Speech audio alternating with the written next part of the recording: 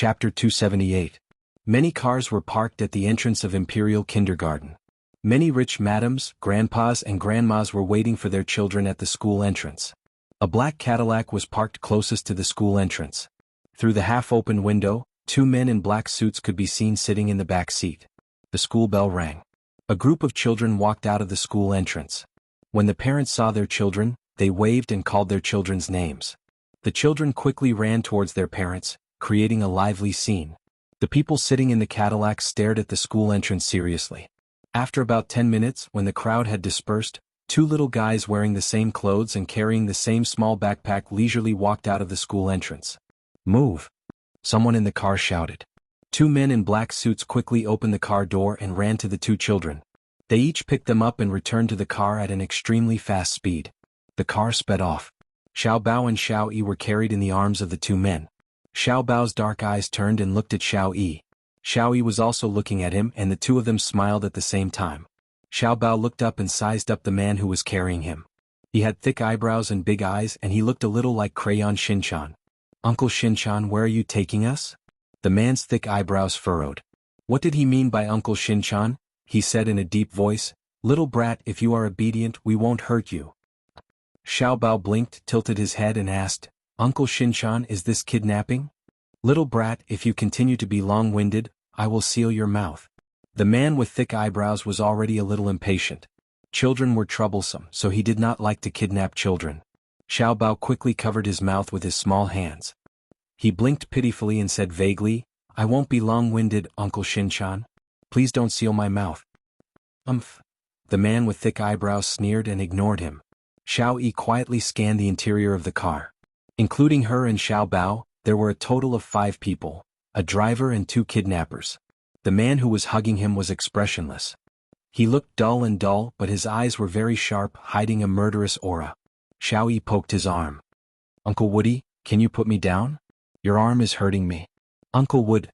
The blockhead's eyebrows moved imperceptibly. His thin lips lifted as he said indifferently, "Between my arm and the rope, you can choose whichever one you like." Xiao Yi looked confused.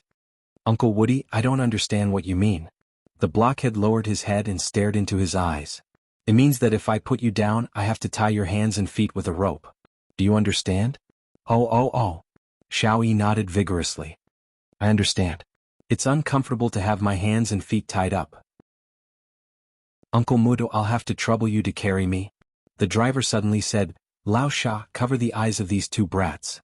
The man with thick eyebrows coughed and said, "There's no need. They're not even 5 years old. They don't know anything."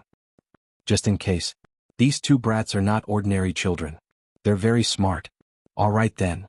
The man with thick eyebrows called Lao Sha took out 2 strips of black cloth from his pocket. He held one for himself and handed the other to his companion. "Muzi, this is for you. Tie it up for the brats." Xiao Yi and Xiao Bao burst into laughter at the same time. Xiao Yi rubbed her stomach that was hurting from laughing and said intermittently, "Muzi, Uncle Woody, this name suits you so well." "Shut up." Muzi, who was ridiculed by the 2 brats, was so embarrassed that he flew into a rage. He slapped Xiao Yi on the head. Xiao Yi burst into tears.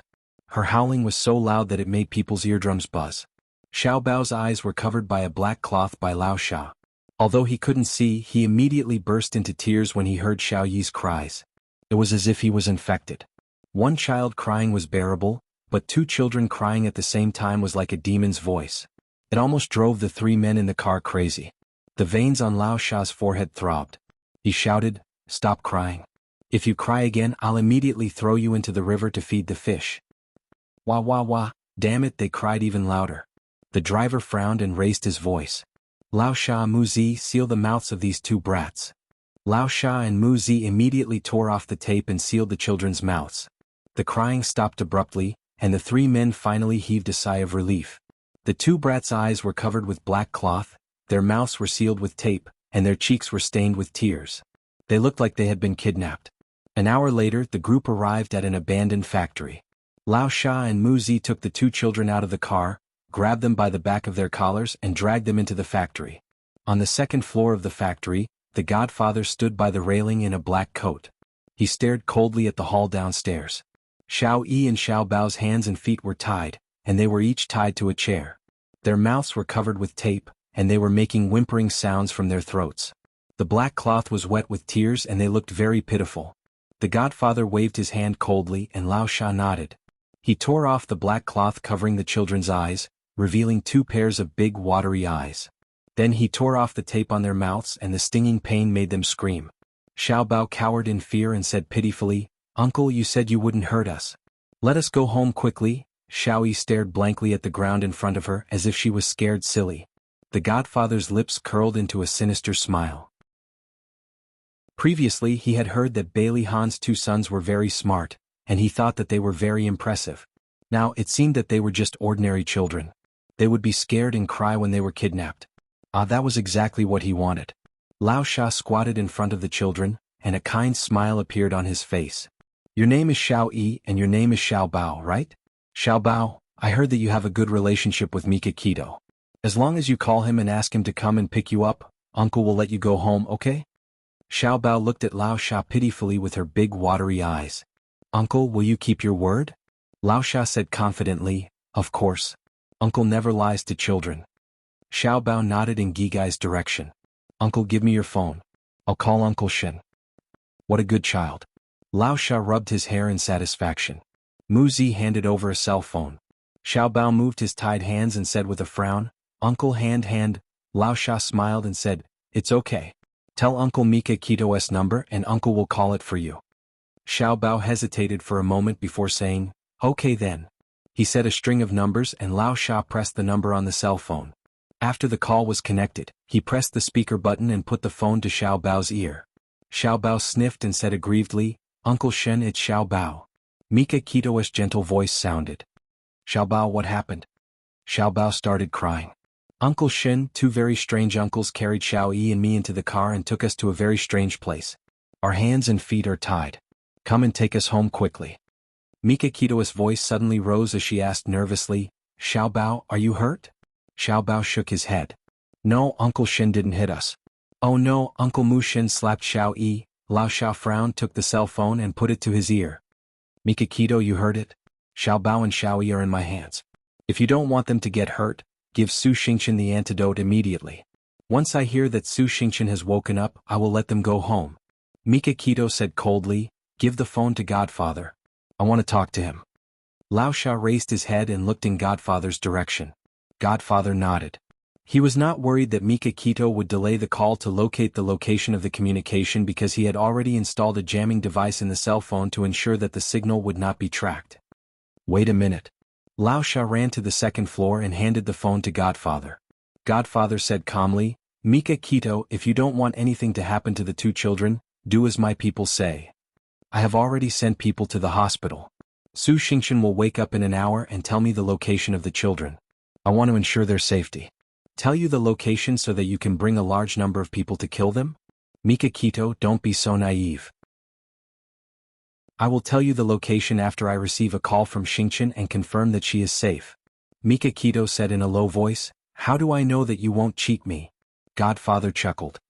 "Then you can only believe that I won't cheat you. Alright, that's all. I will call you in an hour to confirm Xingqian's situation." Before Mika Keto could reply, he had already hung up the phone and tossed it to Lao Sha. "Look after the 2 children." Lao Sha knew that he was going to leave. He lowered his voice and asked, "Godfather, what should we do when Miss wakes up?" Shengguanao's eyes were filled with murderous intent. He raised his right hand and quickly made a chopping motion. His intention was clear. Kill. Even if they could not kill Mika Keto directly, they could torture him by killing the people he cared about. Lao Sha nodded in understanding and turned to look at the living room downstairs. The 2 children had their backs to them and did not know that their fate had already been decided by them. Footsteps could be heard as Godfather walked down the stairs step by step. Xiao Yi, who had been silent all this time, suddenly raised her head and said, "I want to pee." Xiao Bao said, "I want to pee too." Attention, Song Shu 566. Chapter 279. "Brats, you're so troublesome." Lao Sha grumbled as he bent down to remove their pants. "Take off your pants and pee here." Xiao Yi shouted. "No. I'm a boy and I can't pee here. I want to go to the toilet." Xiao Bao also shouted. "I want to go to the toilet too." Lao Sha was getting a headache from their quarrel and waved his hand. "Mu Zi, bring them to the toilet." He does not believe that these two brats can come up with any tricks. Mu Zi untied them from the chair and untied the ropes around their ankles. She grabbed one child with each hand and walked towards the toilet. The godfather turned a blind eye to all of this. In his heart, little Wingzi and little Treasure were just two ordinary children who would cry out in fear. There was no need for him to pay attention to them. He strode towards the car parked outside the factory. Bang! A bullet flew toward the godfather at lightning speed. He reacted quickly and pulled Lao Sha over to use him as a shield. The bullet pierced Lao Sha's chest and stayed in his body. His eyes widened in disbelief when he saw Mikakito, Suzaku and the rest. Blood flowed out from his chest and his body slowly fell to the ground. Bang! Bang! Gunshots rang out. Lao Sha had been used as a human shield by the godfather, and his chest was riddled with holes. His eyes widened unwillingly as he breathed his last. The godfather fought back with a pistol in one hand and used Lao Sha's body as a shield in the other. Two other assassins in black suits covered him. The group quickly retreated into the factory. After entering the factory, they quickly lowered the big iron gate to block the powerful firepower for a while. Quick! Bring the children over.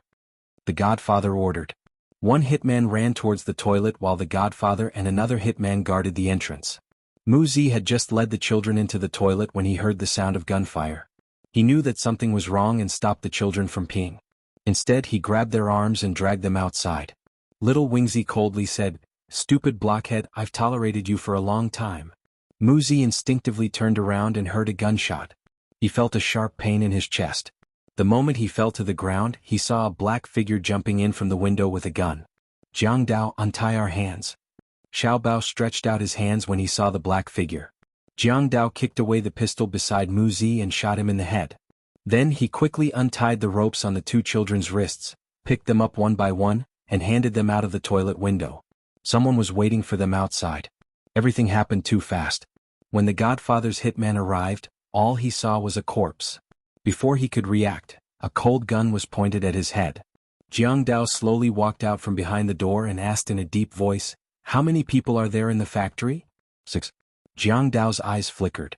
He already had an idea. That meant that there were only 3 survivors left in the factory. He slapped the back of the hitman's neck and the latter fainted on the ground. Jiang Dao reported the situation in the factory to Beitang Shen through the intercom. Then he quietly moved his feet and walked towards the hall. At the same time, 2 more bodyguards jumped in through the window of the toilet and followed behind Jiang Dao to surround the godfather and the others. When the godfather realized that something was wrong, Jiang Dao's group of 3 was already less than 50 meters away from him with guns pointed at their chests. "Put down your guns."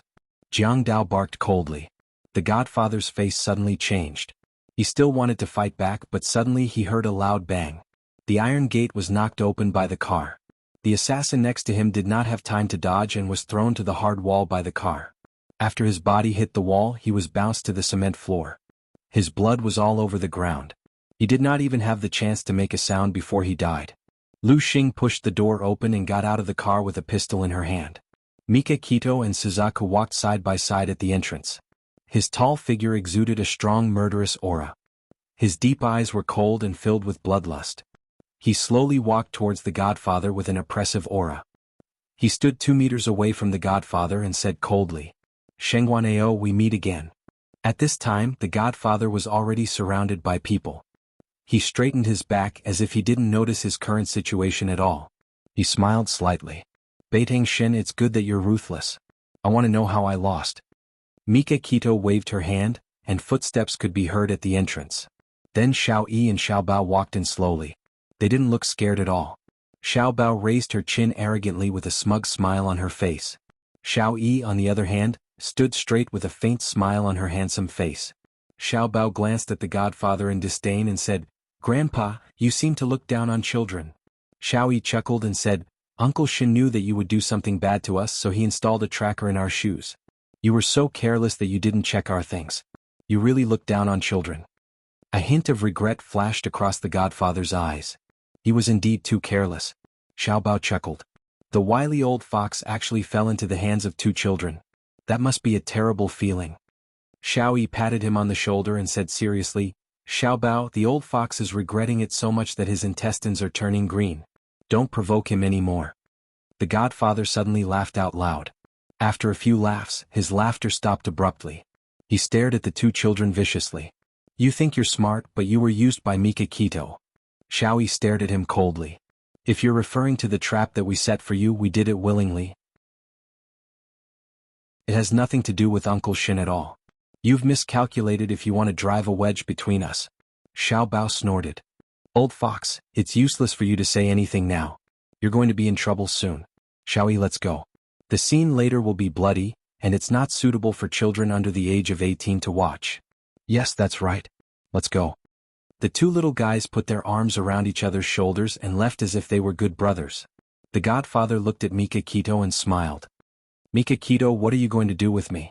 Mikakito was expressionless as she said indifferently, I can give you a chance to live. Condition? Who's Su Yunshan's backer? The godfather smiled. Even you can't find out, so how would I know? Mikakito, if you want to kill me, just kill me. I've already seen the woman I love the most. My death is worth it. A man's words are kind when he's about to die. Can you promise me something? You want me to let Su Xingqian go? That's right. Xingqian is innocent. I was the one who hurt Xiaodong. You can target me alone. Let her go. Mikakito pursed her lips. If I'm not wrong, she's your biological daughter. The godfather paused. How do you know? Other than him and Su Murong, no one else knew about this, including Xingqian herself. Mikakito sneered. You're cunning, cold-blooded, and heartless. You don't care about other people's lives, but you care about Su Xingqian. You're even willing to take risks for her. Other than this, I can't think of any other reason. The godfather sneered. Cunning, cold-blooded, and heartless. These two words describe you. Mikakito, you're indeed powerful, but like me, you have a weakness. My weakness is Xingqian, and your weakness is Xiaodong and her children. When you don't have a weakness, then you'll be an invincible god of war. What a pity. Mikakito said indifferently. I never wanted to become a god. What's the point of living for a person without emotions? It was because of some people that his life became colorful. It was because of some people that he cared about. He enjoyed this feeling. The godfather sighed. A complicated look appeared in the godfather's eyes as he sighed. You've seen through things very clearly. Unfortunately, I didn't understand this when I was younger. I thought that I would be able to achieve greatness if I stopped loving and focused all my attention on my career. I did, but the older I get, the more regret I feel. I really want to fulfill my responsibility as a father. Beiding-shin, please let Xingqian go. Mikakito looked at him calmly. I can let her go, but you have to give me something in exchange. The godfather said without hesitation.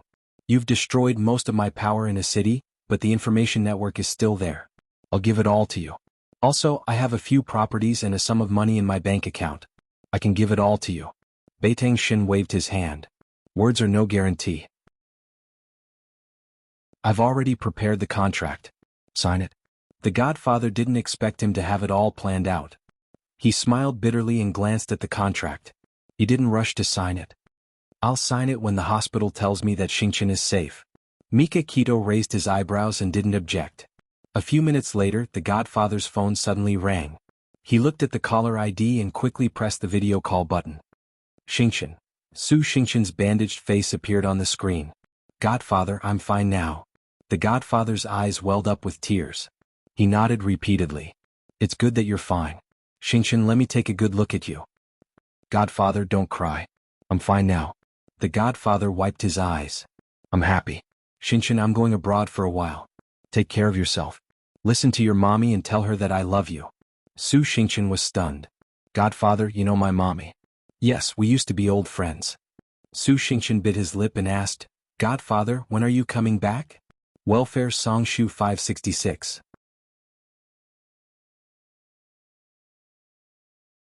Chapter 280. I might not be back for a long time. Xingqian, take care of yourself and your mommy. You're a big girl now. Don't make your mommy sad, okay? Su Xingqian's heart surged with an uneasy feeling. Godfather, did something happen to you? The godfather smiled. It's nothing. I'm fine. Xingqian, that's it. I'm hanging up. Okay. Godfather, have a safe trip. You have to take care of yourself too. I'll miss you a lot. Remember to contact me when you're overseas. The godfather choked out, okay. His fingers trembled as he hung up the phone. Mikakito said calmly, you can sign the contract now. The godfather took a pen and signed the contract. After he handed the contract to Jianghu, he calmed down and said calmly, I'm done. You can do it. Mika Keto waved her hand. Jianghu suddenly attacked and hit the godfather on the back of his head. The godfather fell to the ground. 2 bodyguards came forward and carried the godfather out of the factory. They threw him into the trunk of the car. Jianghu bowed and asked, "Boss, what do you plan to do with him?" Mika Keto's eyes were cold. "Throw him to Africa to keep old K company. It would be too easy for him to die so easily." From then on, the godfather disappeared from a city's underworld. His remaining power was taken over by Mika Keto. Su Morong and Su Xingqian never saw the godfather again. Xiao Yi and Xiao Bao were whispering to each other. After Mika Keto got into the car, she stretched out her hand and snorted. "You 2 little things. Didn't I tell you not to act rashly? Why did you run out of the school gate and let the godfather catch you?" Xiao Bao blinked her beautiful big eyes. Her expression was innocent and cute. "Uncle Shin, we did it to catch the godfather. Look, we succeeded. Don't be angry." Mika Keto ruffled his hair helplessly. "What if he hurts you? You 2 troublesome little bastards." "It's okay. Look, we're fine now." Xiao Yi smiled fawningly. "If Godfather really wants to harm us, don't we still have you, Uncle Shin? You're not allowed to act on your own in the future." Mika Keto scolded them with a straight face.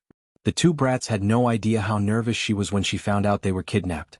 The 2 little guys looked at each other and nodded in unison. Yes, yes.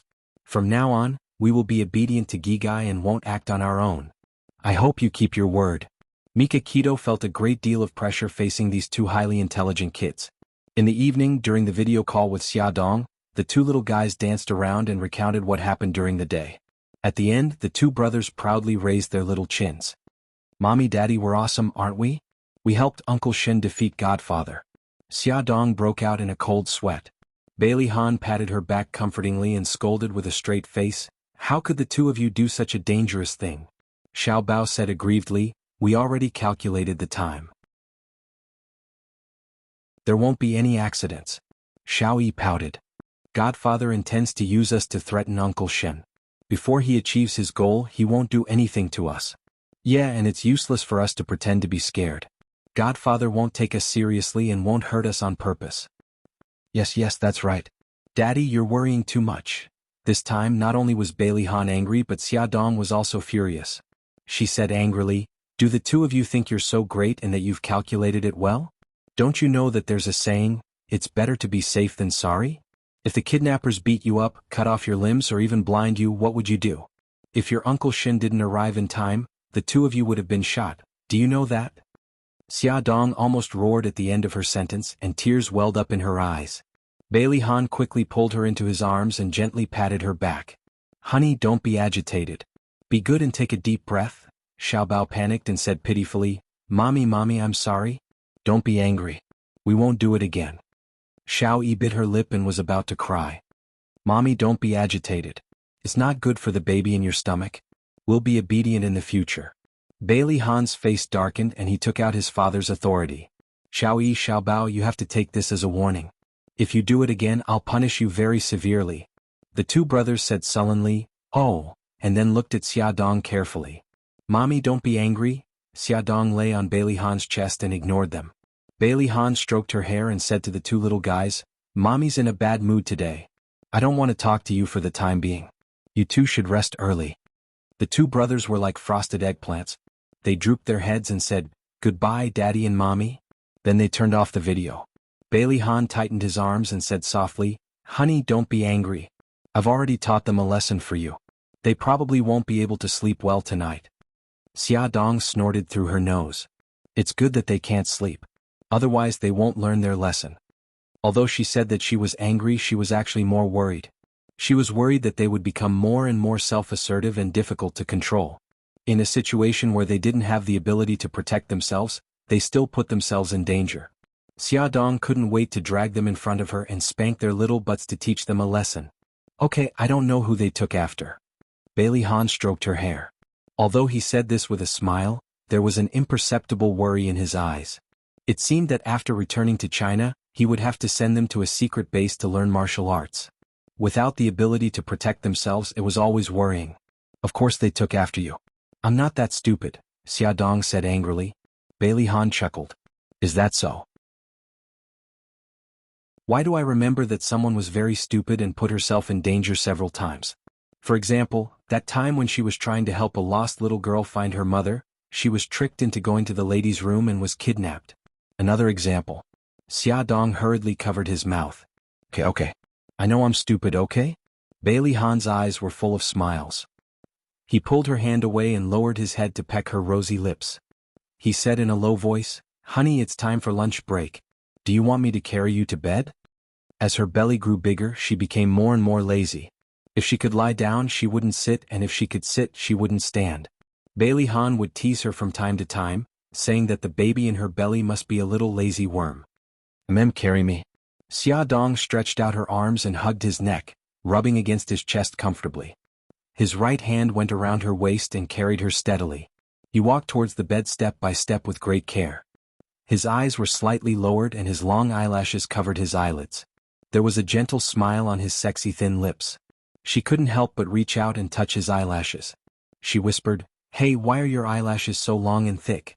They seem to be longer than mine." She was so jealous. Bailey Han stopped in his tracks and smiled helplessly. "Honey, if you like, I'll let you touch me as much as you want after I put you on the bed. How about that?"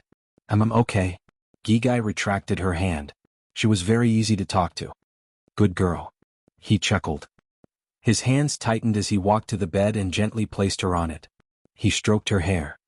"Whose poem do you want to listen to today?" She thought about it seriously and smiled. "I don't want to listen to you recite poems today." She patted the spot beside her. "Sleep with me." "Okay." He lay down beside her, close to her, and hugged her. His chin rested on her hair and his hand held hers. Their fingers intertwined, and they slowly landed on her bulging belly, gently rubbing it. She looked up at him. As expected, a pair of gentle and smiling eyes met hers. She grinned and reached out her other hand to touch his face. "Close your eyes." He closed his eyes as he was told. She carefully touched his eyelashes and sighed. "So beautiful." He chuckled softly. His magnetic voice sounded happy and gentle. Xiaodong didn't sleep very well. With her bulging belly, it was difficult for her to turn around and she could only maintain one position. Every time she impatiently moved her body in her sleep, Bailey Han would gently hold her and help her turn around. They repeated this several times every night. Her skin was as white as snow in his arms. Her spaghetti-strap nightgown would occasionally slip off the shoulder straps, revealing her fair skin and deep cleavage. She was still unaware. In her sleep, her little hands would unconsciously touch him. All of this was seducing him. Every night, when he saw her soft little hands grabbing his clothes and her pink lips slightly open as she slept soundly, his heart would throb. He wanted to be impulsive, but in the end he desperately suppressed that desire. He could only relieve himself by kissing her. So every morning when Xiaodong woke up, she would find many suspicious marks on her neck or chest. The child was already more than 6 months old. Her legs had begun to swell. At night, Bailey Han would sometimes hear her faint moans in her sleep and his heart would ache. He quietly got up and gently kneaded her swollen legs. From her legs to her toes, he didn't let go of any part of her. He even specially consulted a masseuse and learned a few massage techniques. Every day he would massage her regularly, which greatly reduced the pain of pregnancy. Every time, Xiaodong would lean into his arms and praise him contentedly. "Hubby, you're so good." Bailey Han would kiss her forehead tenderly. He couldn't imagine the pain she suffered when she was pregnant with the triplets. He wanted to make up for that missing relationship, so no matter how much he did, he always felt that it wasn't enough. Attention Song Shu 566. Chapter 281. The sky was clear and the sun was warm. Bailey Han accompanied Xiaodong for her prenatal checkup. He drove while she sat in the passenger seat. Along the way, she stole glances at him from time to time. She bit her red lips and loosened them. He noticed the slight hesitation between her eyebrows. He smirked. "Honey, do you have something to say to me?" Xiaodong twisted her fingers. She hadn't mentioned her illness to him since he came to Italy. Should she tell him now? Forget it, she didn't want to tell him now. He was driving. It would be dangerous if he got agitated, Xiaodong chuckled. "Actually, it's nothing." Bailey Han raised his eyebrows and didn't ask further. If she didn't want to tell him, he wouldn't force her. The doctor in charge of Xiaodong's checkup was Terence, the most famous doctor in the obstetrics and gynecology department. He was in his 40s, had blonde hair and blue eyes, and had a gentle personality. He would also be her midwife. Terence flipped through her medical records and compared the results with today's checkup results. He smiled gently. Madam, good news. The fibroid in your uterus is slowly shrinking. If the situation develops well, the fibroid may disappear automatically. Bailey Han's eyes suddenly narrowed and his face darkened.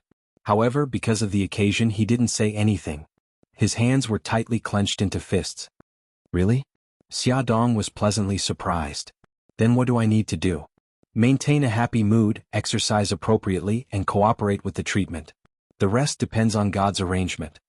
Terence shrugged. There were many cases of fibroids being cured without treatment, but it was the first time he had seen a malignant tumor like Xia Dong's that had shrunk without treatment. Coming out of Terence's office, Bailey Han exuded a gloomy aura. He held Xia Dong's waist with a sullen face. She looked at him carefully, held his arm and said, "Honey, let's talk."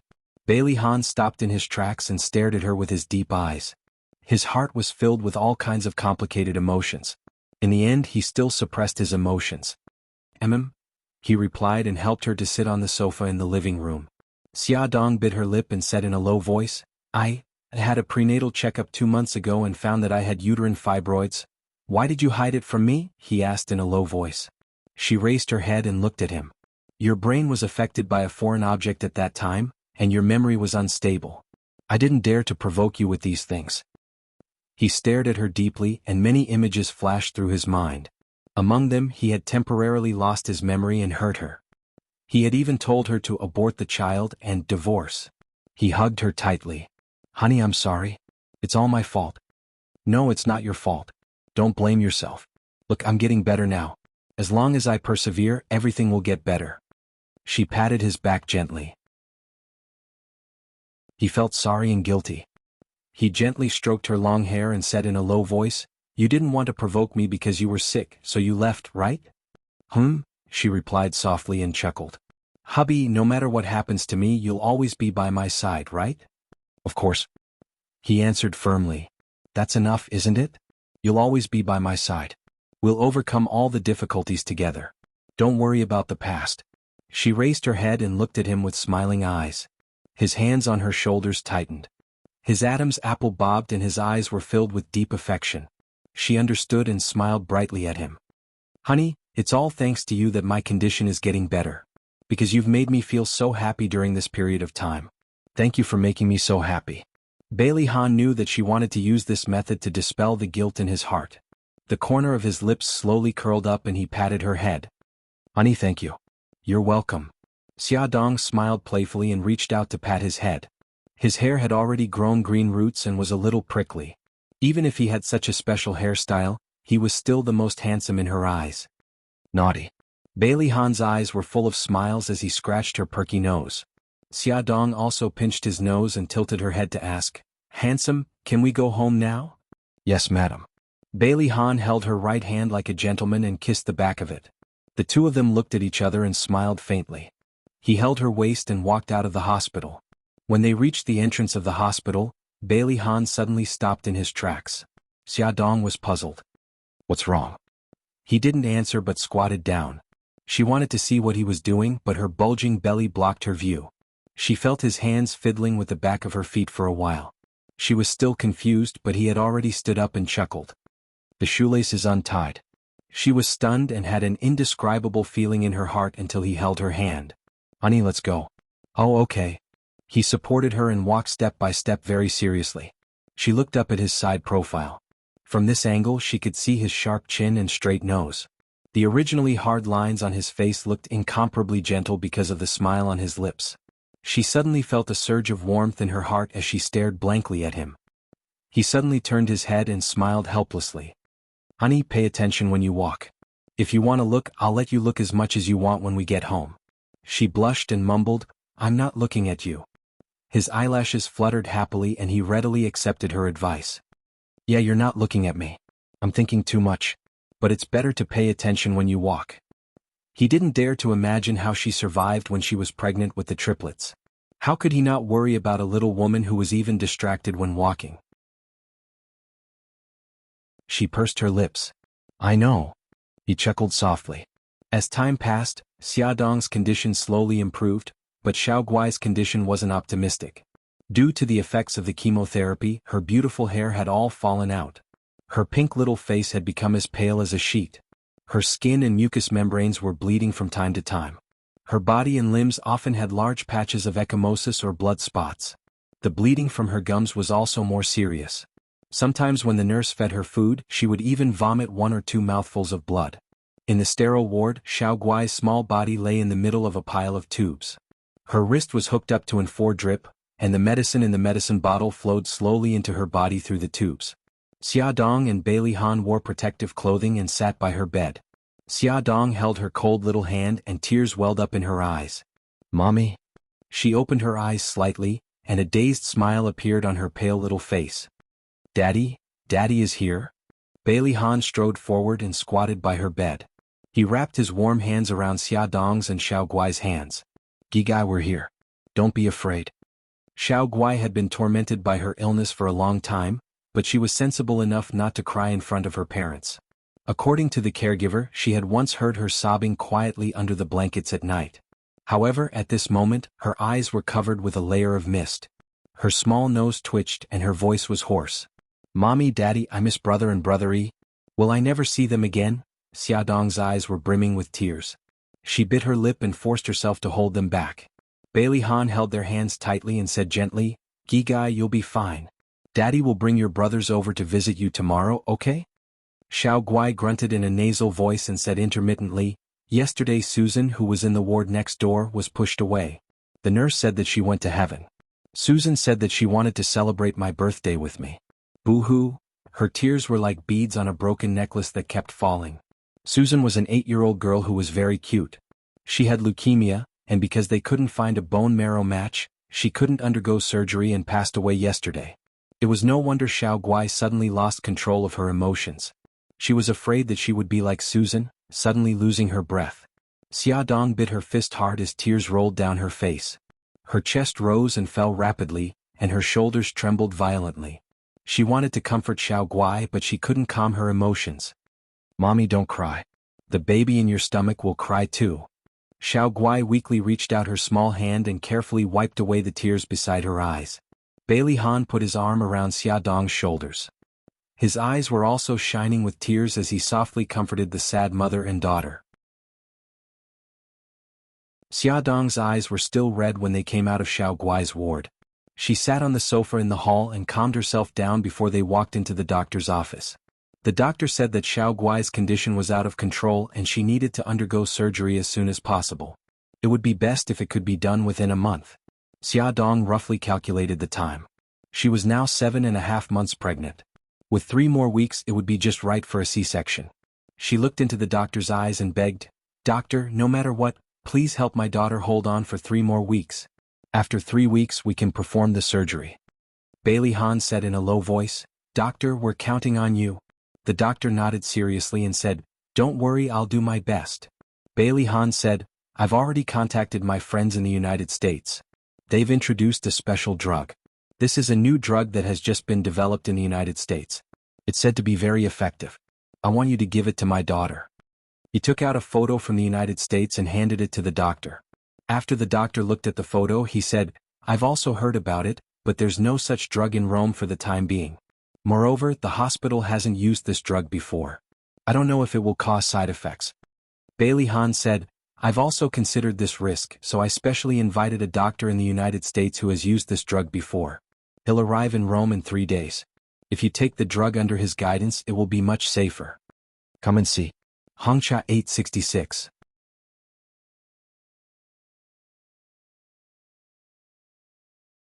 Chapter 282. The doctor was silent for a moment and then said slowly, "Okay, I agree with your request." After leaving the hospital, Xiaodong received a call from the butler of the Castle of the Night. "Miss, Master invites you and Mr. Bailey to the castle for dinner tonight. Is it a special occasion tonight? Young Master Holly is bringing a friend home." Xiaodong's eyes flickered. Is it his girlfriend? Holly was a famous playboy. It could be said that although he had many girlfriends, he had never brought them back to the castle and introduced them to his family. It's said to be a female friend. The butler laughed heartily and was in a good mood. Xiaodong also laughed. Then I must go and see what kind of woman Holly likes. The butler smiled and asked, Miss, do you need a car to pick you up? No, we'll drive there ourselves. The castle of the night was rarely so lively. Night had just fallen, and the lights in the entire manor were lit up. The bright lights enveloped the ancient castle, just like the stars surrounding the moon. Against the backdrop of the night, it looked even more luxurious and charming. The Rolls-Royce stopped outside the main gate of the castle. A servant immediately stepped forward and bent down to open the car door. Bailey Han supported Xia Dong as they walked up the stairs step by step and into the magnificent main hall. As soon as they reached the door of the living room, Holly greeted them with a bright smile on his handsome face and his arms open. My dear Xia Xia, you're so charming tonight. Holly, you're very handsome tonight too. Where's your mysterious guest? Because of their stomachs, they couldn't hug each other as usual. Instead they shook hands. Holly smiled and leaned to one side. Xia Dong found that there was a beauty standing behind him, an Asian beauty. This Asian woman was tall. Xia Dong was considered tall among women, but she was half a head taller than Xia Dong. Wearing high heels, she should be about 1.75 meters tall. She was wearing an ink Jiangnan Chongsam. Although it was black and white, it made people's eyes light up. The perfectly tailored plain brocade Chongsam perfectly outlined her graceful curves. Her pair of watery eyes were slightly smiling, and her delicate facial features were elegant and charming. Her fair skin was so fair that it could be broken with a flick of a finger. Under the reflection of the luxurious crystal lights, she was so elegant that she looked like a woman who had walked out of an ink painting. Holly smiled and introduced, Xia Xia, this is my friend Shui Rian. Rian, this is the one I mentioned to you before. She's my adopted sister, Xia Dong. The one beside her is her husband, Bailey Han.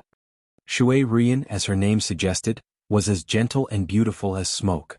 She smiled gently, revealing 2 dimples on her lips. Hello, Mr. Bailey, Mrs. Bailey. Bailey Han nodded coldly in response. Xia Dong smiled. Hello, Miss Shui. Shui Rian was very elegant. Her every move showed that she came from a prestigious family. Her every frown and smile had the unique charm of an Asian woman. In the dining room, the marble floor, the gorgeous chandelier, the shiny silver cutlery, the exquisite food, and the mellow red wine made the banquet look perfect. At the table, Holly was humorous and witty, making Tomac laugh heartily. Shui Rian didn't talk much until Holly brought the topic to calligraphy and painting. Coincidentally, Tomac was especially fond of China's calligraphy and painting. He admired her attainments in this field. Tomac didn't hide his admiration. Miss Shui, you're so young but you know so much. It's rare. Shui Rian smiled. I've made a fool of myself. My father is an antique dealer, so I've been interested in this field since I was young. I was influenced by what I saw and heard, and gradually learned some superficial knowledge. Tomac was interested. Can you tell me what you do for a living? She smiled. I'm an appraiser for an auction company. I'm responsible for appraising China's antiques and paintings. Very good, very good. Tomac nodded his head and looked at Holly with a smile. He praised the latter for turning over a new leaf and making such a girlfriend. After the banquet ended, everyone sat in the living room and chatted. Xia Dong discovered that the relationship between Shui Rian and Holly wasn't ordinary. Although they didn't do anything intimate, their eyes, expressions, and some small movements were shockingly similar. Only people with a close relationship would have this kind of similarity. Tomac also noticed it and his mood became more and more cheerful. Before Holly and Shui Rian left, he specially asked the housekeeper to bring an antique vase and gave it to Shui Rian. Shui Rian politely declined and he smiled. Rian, this vase has a good shape. You can take it and play with it. Shui Rian glanced at Holly. Seeing him nod his head, she accepted it and thanked him with a smile. Tomac saw this and liked her even more. She knew how to respect Holly's opinion. She was a very smart girl. Shui Rian politely bid farewell to everyone. Holly personally put the shawl on her shoulders. She held his arm and the two walked out of everyone's sight. Holly's car drove out of the castle. Tomac looked at Xia Dong and smiled gently. Xia Xia, what do you think of Shui Rian? Xia Dong smiled. Smart, beautiful, and knows when to advance and retreat. She also has Holly in her eyes. I think she's quite good. Tomac nodded. I think so too. An, what do you think? Bailey Han looked indifferent. She looks too perfect. It makes her seem unreal. I don't like it. Tomac's expression froze. He coughed and said, maybe she's perfect. Bailey Han smiled. There's no perfect person in this world. More or less, everyone has some flaws. is because of these flaws that they have flesh and blood. Tomek was touched by his words and fell into deep thought. Xiaodong smiled and said, maybe it's because I'm not perfect, so I admire those who look perfect. Let's not talk about other aspects. Miss Shui's personality is quite good. Holly should get along well with her. Tomek sighed. I hope Holly is serious this time. He's not young anymore. It's time for him to start a family. Godfather, don't worry. I think Holly has matured a lot. Xiaodong comforted him. Yeah, that's why I'm so happy about him. After chatting for a while, Xiaodong and the others said goodbye. On the way back to the villa in the car, Xiaodong sighed. Shui Ruyan is really beautiful and elegant. I'm quite supportive of her being with Holly. Bailey Han said in a serious tone, she's not as beautiful as you and she doesn't have your elegance. Xiaodong's face darkened. Hubby, don't go against your conscience and praise me. I'm telling the truth. She's like a doll. She lacks personality.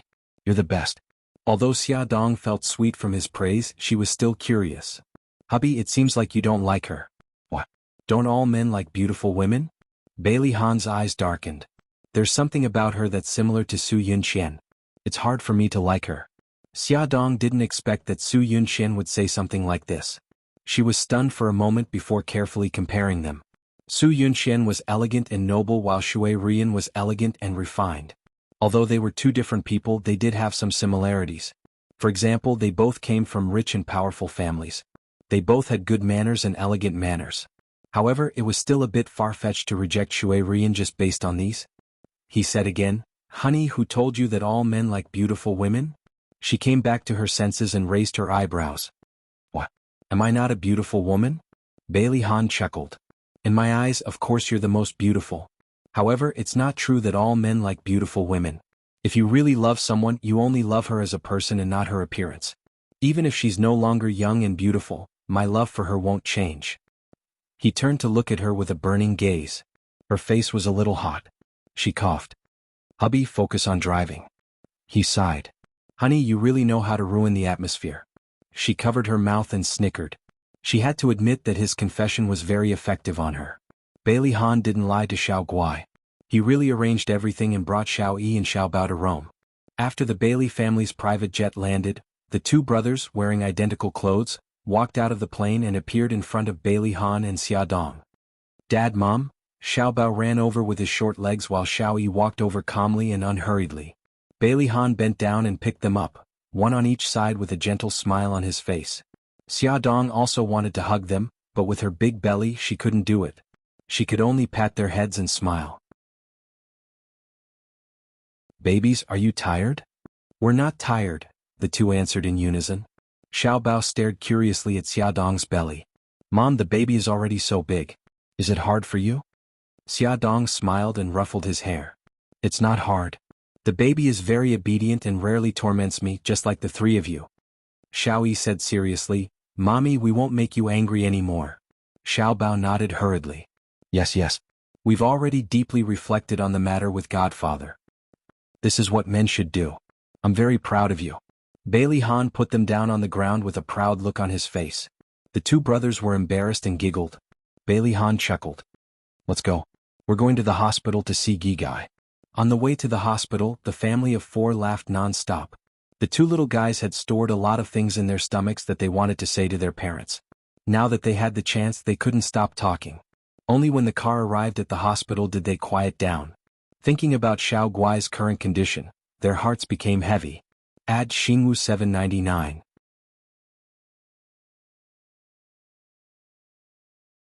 Chapter 283. Xiao Yi and Xiao Bao almost couldn't believe their eyes. Was the little girl on the hospital bed, tortured by her illness, really their adorable little sister? Their noses turned sour and tears welled up in their eyes. They clenched their fists at the same time and bit their lower lips tightly. However, no matter how hard they tried to suppress it, they couldn't suppress the urge to cry. Their tears fell pitter-patter. Xiao Guai lay weakly on the bed. Her eyes opened slightly, revealing a look of pleasant surprise. A smile slowly bloomed on her lips. Brother Yi. Her voice was a little hoarse. Xiao Yi and Xiao Bao quickly ran to her side. Xiao Bao carefully stroked her pale little face and tearfully said, Gigai, it's us. We're here. Xiao Yi gently held her cold little hand. Tears glistened in her eyes as she softly said, "Gigai, don't be afraid. We'll always be with you." Xiao Guai held Xiao Yi's hand tightly and smiled faintly. "I'm so happy. Brother, I'll get better, right?" Xiao Bao nodded vigorously. "Yeah, right. You'll definitely get better." Xiao Yi bit her lip. "Gigai, we still have to go to kindergarten together, primary school together, middle school together, and university together, so you'll definitely get better." Xia Dong looked at the three children. They were all holding back their tears. They were clearly very sad, but they were still comforting each other. They were so sensible that it made her heart ache. Unknowingly, her tears had blurred her vision. Suddenly, she was pulled into a warm embrace. Bailey Han gently wiped her tears and comforted her softly. "Wifey, it's okay. Gigai will definitely be fine. Don't be sad," she nodded with tears streaming down her face. Yes, she couldn't be sad or agitated. Otherwise, it wouldn't be good for the baby and it would affect her condition. She had to be strong. Bailey Han comforted his wife and children. It took him a lot of effort to calm everyone down. After Xiao Guai fell asleep, the family of four came out of the ward and waited for the elevator. When the elevator door opened, Holly and Shui Rian walked out. Shui Rian was carrying a flower basket. Xia Dong was slightly taken aback. Xiao Bao shouted excitedly, "Uncle Holly! Hey Xiao Bao, when did you come to Rome?" Holly hugged Xiao Bao and happily rubbed his little face. Xiao Bao was tickled by the stubble on his chin and frowned. "I just arrived today. Uncle Holly, are you here to visit Xiao Guai?" "Yes, I brought my friends to visit Xiao Guai. I was so excited that I forgot to introduce them." Holly placed Xiao Bao on the ground and smiled at Shui Rian. "Rian, this is Xiaxia's youngest son Xiao Bao. This is Xiaxia's eldest son Xiao Yi." As he spoke, he patted Xiao Yi's head and smiled. "Xiao Yi, you can also call me Uncle Holly." Xiao Yi nodded politely. "Hello, Uncle Holly and Auntie. Good girl?" Shui Rian had a faint smile on her face. Her gaze lingered on Xiao Yi and Xiao Bao for a few seconds before turning to Xia Dong and Bailey Han. "Mr. Bailey, Mrs. Bailey, I heard from Holly that Xiao Guai is sick, so I wanted to come and see her. I hope I won't disturb you." Xia Dong smiled. "Miss Shui, thank you for your concern. But Xiao Guai just fell asleep." Shui Rian said considerately, "Then let's take a look outside the ward. Don't go in and wake Xiao Guai. Holly, what do you think?" Holly smiled gently. "Okay."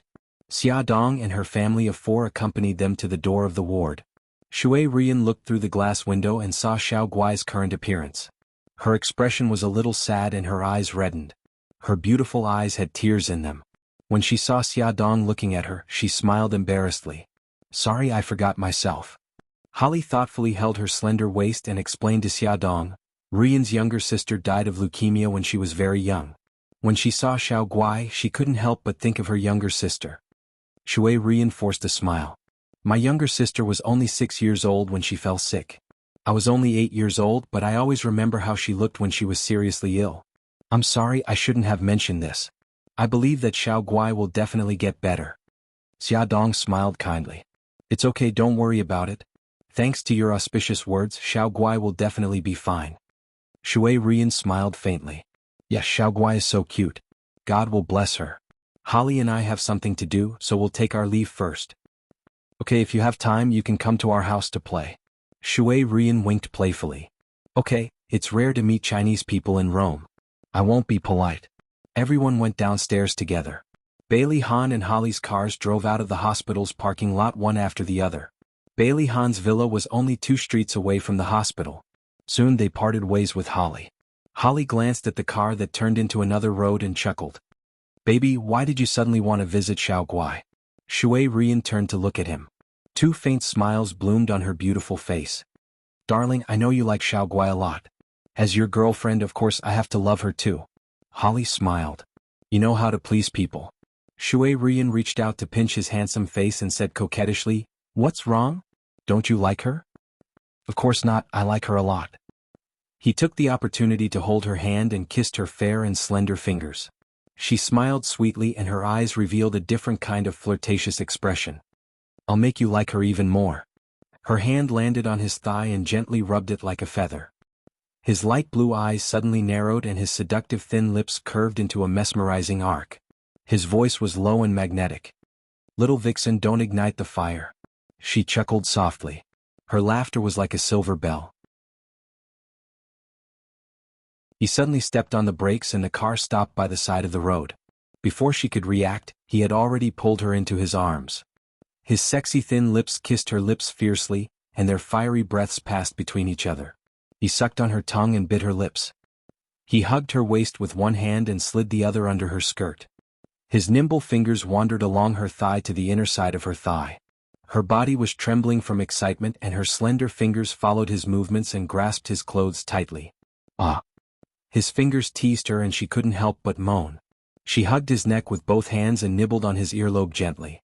Her voice was so soft and seductive. Darling. Not here.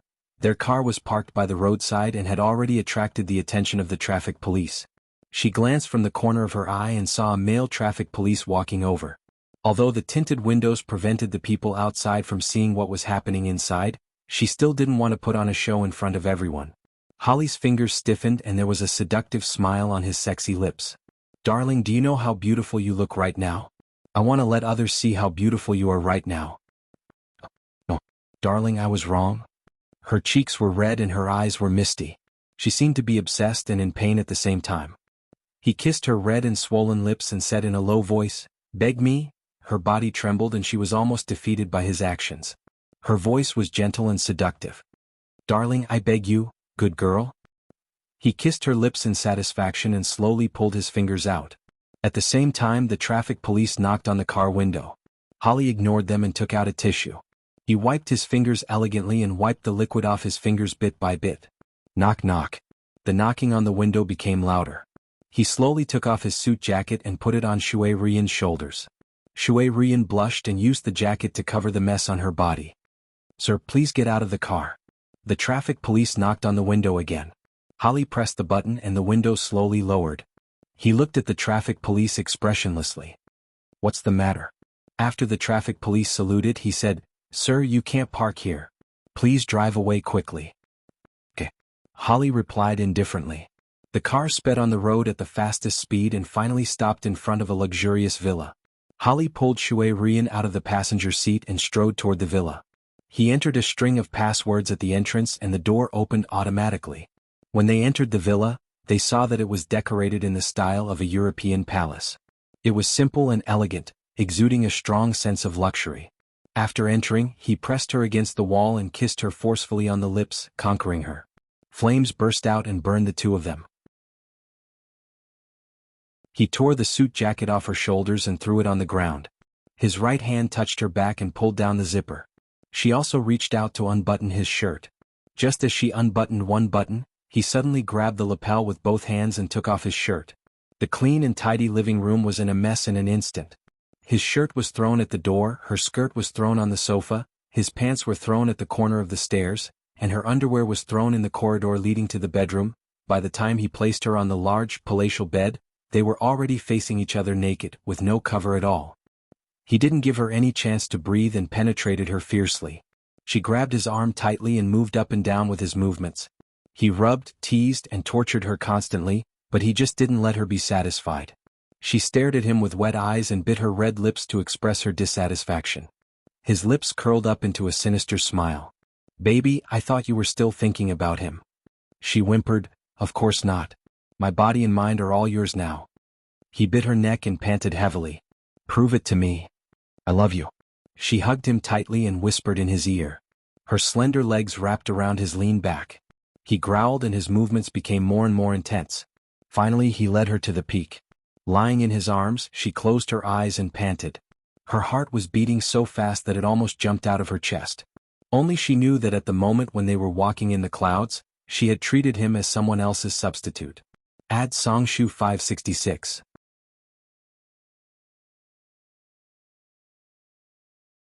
Chapter 284. 2 days later, the Dr. Bailey Hahn invited from the United States, Louis, rushed to Rome. He brought the special medicine with him, and Xiao Guai took the medicine under his guidance. The equipment recorded the changes in her condition 24 hours a day, and the doctors and nurses were on high alert. Louis had already arranged several emergency response plans in advance. Everyone was waiting anxiously. On the first day Xiao Guai took the medicine, there were no special effects, but there were no side effects either. On the second day, the symptoms of her bleeding gums subsided. On the third day, her gums stopped bleeding, and the blood spots and petechiae on her body faded. The whole family was very happy, and Louis decided to continue her medicine. A week passed and she became more and more sleepy. She slept most of the day. After breakfast she would go to bed early, after lunch she would take a nap, and after dinner she would sleep until the next day. However, after sleeping for so long, she still looked drowsy when she was awake. Sometimes she would play with her brothers and fall asleep in Bailey Han's arms. Bailey Han was worried that it was a side effect of the special medicine. After Louis carefully examined her, he said that other than drowsiness, there were no other side effects. After careful consideration, Bailey Han decided to let Xiao Guai continue to take the special medicine. 2 days later, Xiao Guai's condition did not continue to worsen, but she was still very weak. Every day except for lying in the sterile ward, she could not go outside. Occasionally, when she was in good spirits, she would get out of bed, walk a few steps, and play with her 2 brothers for a while. Xia Dong was ready for the surgery. After the examination, Terence said, "Mrs. Bailey, based on your current condition, there is no need for a hysterectomy. You just need to remove the uterine fibroids when you have a C-section." Xia Dong said excitedly, "Really? That's great, Terence. Thank you very much." Bailey Han reached out and held Terence's hands tightly. "Thank you." At this moment, tears welled up in his eyes. Finally, they had overcome one obstacle, but there were still other obstacles that could be overcome. Coming out of the office, Bailey Han couldn't wait to hug Xia Dong and kiss her passionately.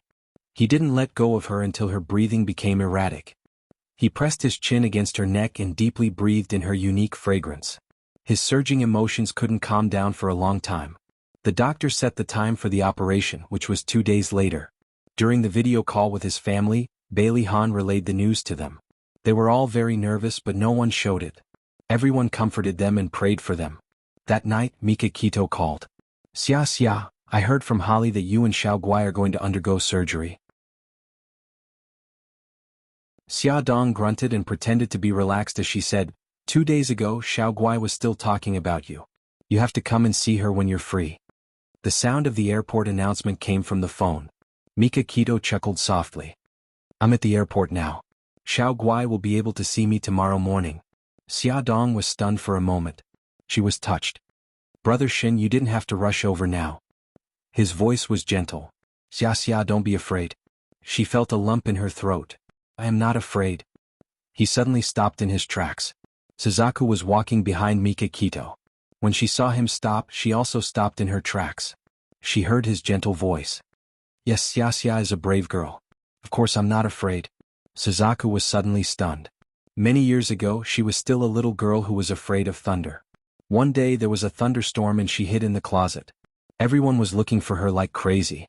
In the end, a little boy opened the closet and found her.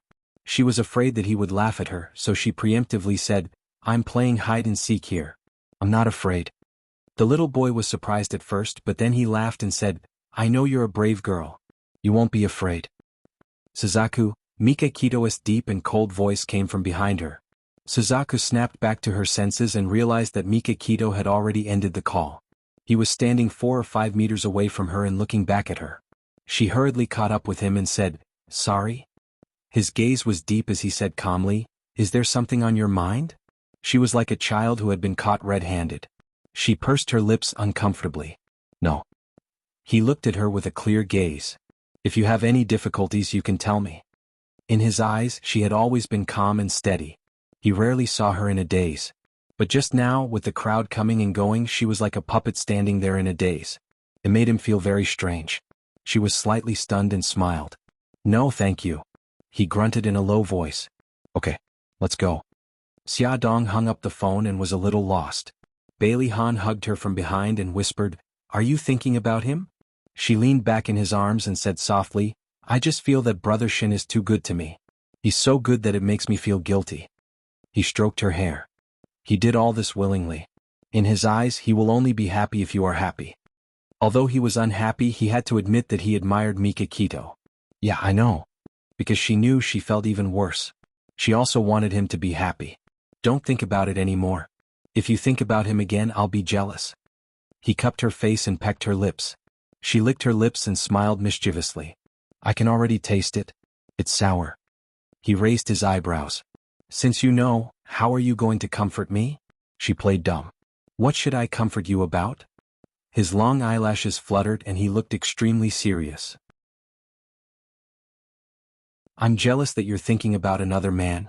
Shouldn't you comfort my hurt heart? I'll comfort you. Her eyes curved as she smiled. She pouted and kissed him loudly on the cheek. Oh, that's not enough. Put it on the account first. I'll collect interest. He narrowed his good-looking eyes and his lips curved into a mischievous smile. When Mikakito and Suzaku arrived in Rome, it was already the next morning. They first went to the hotel they had booked to tidy up. Then Mikakito gave Suzaku a day off. He went to the hospital alone to visit Xiaodong and her mother. Parking the car in the underground parking lot, he quickly walked to the elevator. The elevator door opened and a beautiful Oriental woman came out. She was exquisite and slender with delicate facial features. When she saw him, her beautiful pupils suddenly shrank, and she revealed an elegant smile.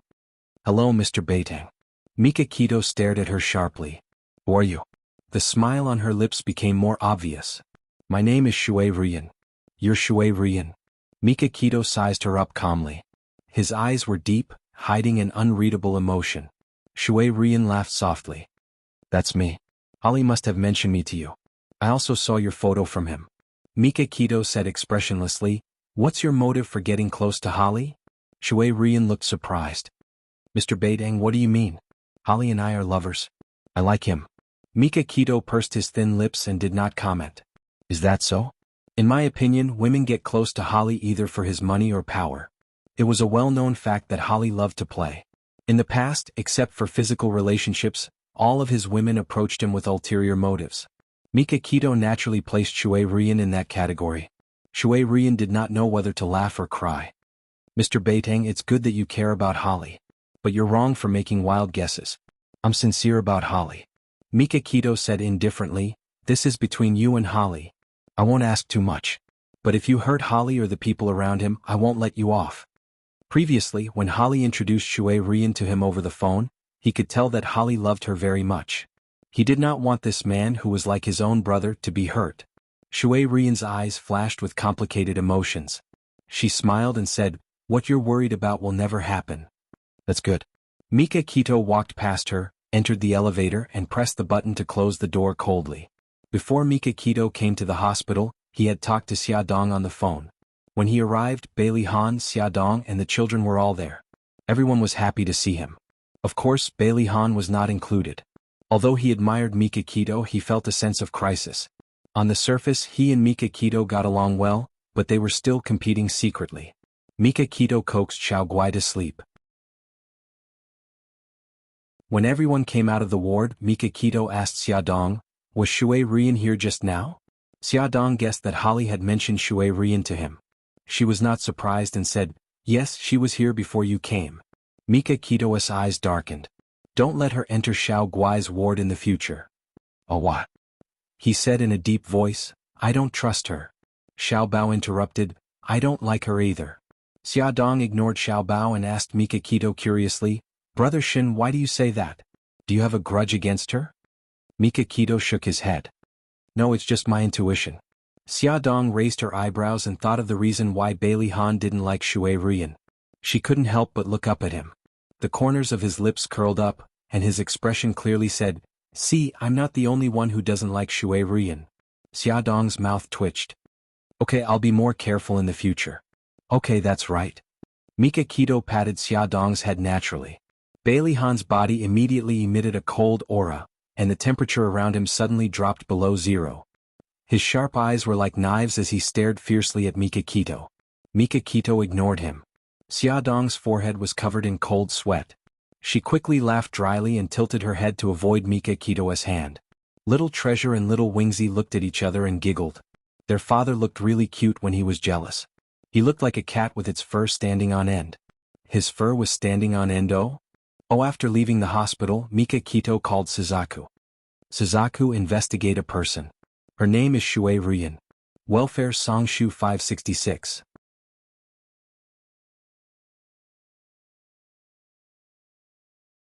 Chapter 285. It was a very important day. Terence was going to perform a C-section on Xiaodong. After removing the fetus, he would immediately perform a fibroid removal operation. At the same time, Xiao Guai's attending doctor would extract the newborn's umbilical cord blood and perform the operation on Xiao Guai in the operating theater on a different floor of the same hospital. Everything was ready in the operating theater. Xia Dong lay on the surgical trolley while Bailey Han and Mika Kito stood on either side of the trolley. Bailey Han held her hand tightly and said gently, "Honey, don't be afraid. I'll be right here with you." His palms were wet and sweaty as he held her hand so tightly. In fact, he was even more nervous and afraid than she was. However, he hid all his negative emotions and tried his best to comfort and encourage her. Xia Dong held his hand tightly and smiled. "Honey, don't be nervous. The baby and I will be fine. Xiao Guai will be fine too." He nodded heavily. "Yes, you'll be fine." Xia Dong grinned and turned her head slowly to look at Mika Kito. Mika Kito stroked her sweat-soaked hair and said in a deep voice, Xia, don't worry. We're all here." "Yes, Brother Shin. Thank you." She smiled at him gratefully. It was almost time. The nurse reminded them kindly, "The patient should be pushed into the operating theater. Please make way." Bailey Han and Mika Kito reluctantly let go of Xia Dong. They stood rooted to the ground and watched as the nurse pushed Xia Dong into the operating theater. The door to the operating theater slammed shut and their hearts skipped a beat. The two of them sat upright on the sofa and waited. Their faces were expressionless, but their palms were sweating. In the delivery room next to the operating room, there was a pregnant woman who gave birth naturally. Before Xia Dong entered the operating room, she had already been screaming. It had been an hour since Xia Dong had entered the operating room, but she still hadn't stopped screaming. Hearing this, Bailey Han and Bailey Han broke out in cold sweat. The veins on Bailey Han's forehead bulged. Mika Kito pressed her hands tightly on her legs. Both of them stared anxiously at the operating room. Wah wah. Half an hour later, in the empty corridor, there was suddenly the sound of a baby crying. The two of them suddenly jumped up and ran towards the operating room. Before they arrived, the door of the delivery room beside the operating room suddenly opened. Nurse Miss carried a baby and walked out with a smile on her face. "Mr. Smith, congratulations. Your wife has given birth to a little princess." A blond man with blue eyes rushed over at the speed of a rocket. He murmured excitedly, God bless, my dear child." Bailey Han and Mika Kito froze in their tracks. After the ecstasy, their hearts turned cold as if they had been doused with cold water. They looked at each other and quietly withdrew their gazes. They decided not to return to the sofa and stood at the door of the operating theater to wait. For the first time, Bailey Han deeply understood what it meant to live like a year and what it meant to suffer. He turned to look at Mika Kito and asked in a hoarse voice, 5 years ago, when Xia gave birth to Xiao Bao and the others, were you the one who was with her the whole time?" "Yes," Mika Kito said softly. "She gave birth naturally. She was in labor for more than 10 hours. The pain she suffered at the time was similar to when she was addicted to drugs. After she gave birth, she fainted from the pain." As she recalled the past, Mika Kito's eyes were filled with deep sorrow. Bailey Han's heart also ached with every word he said.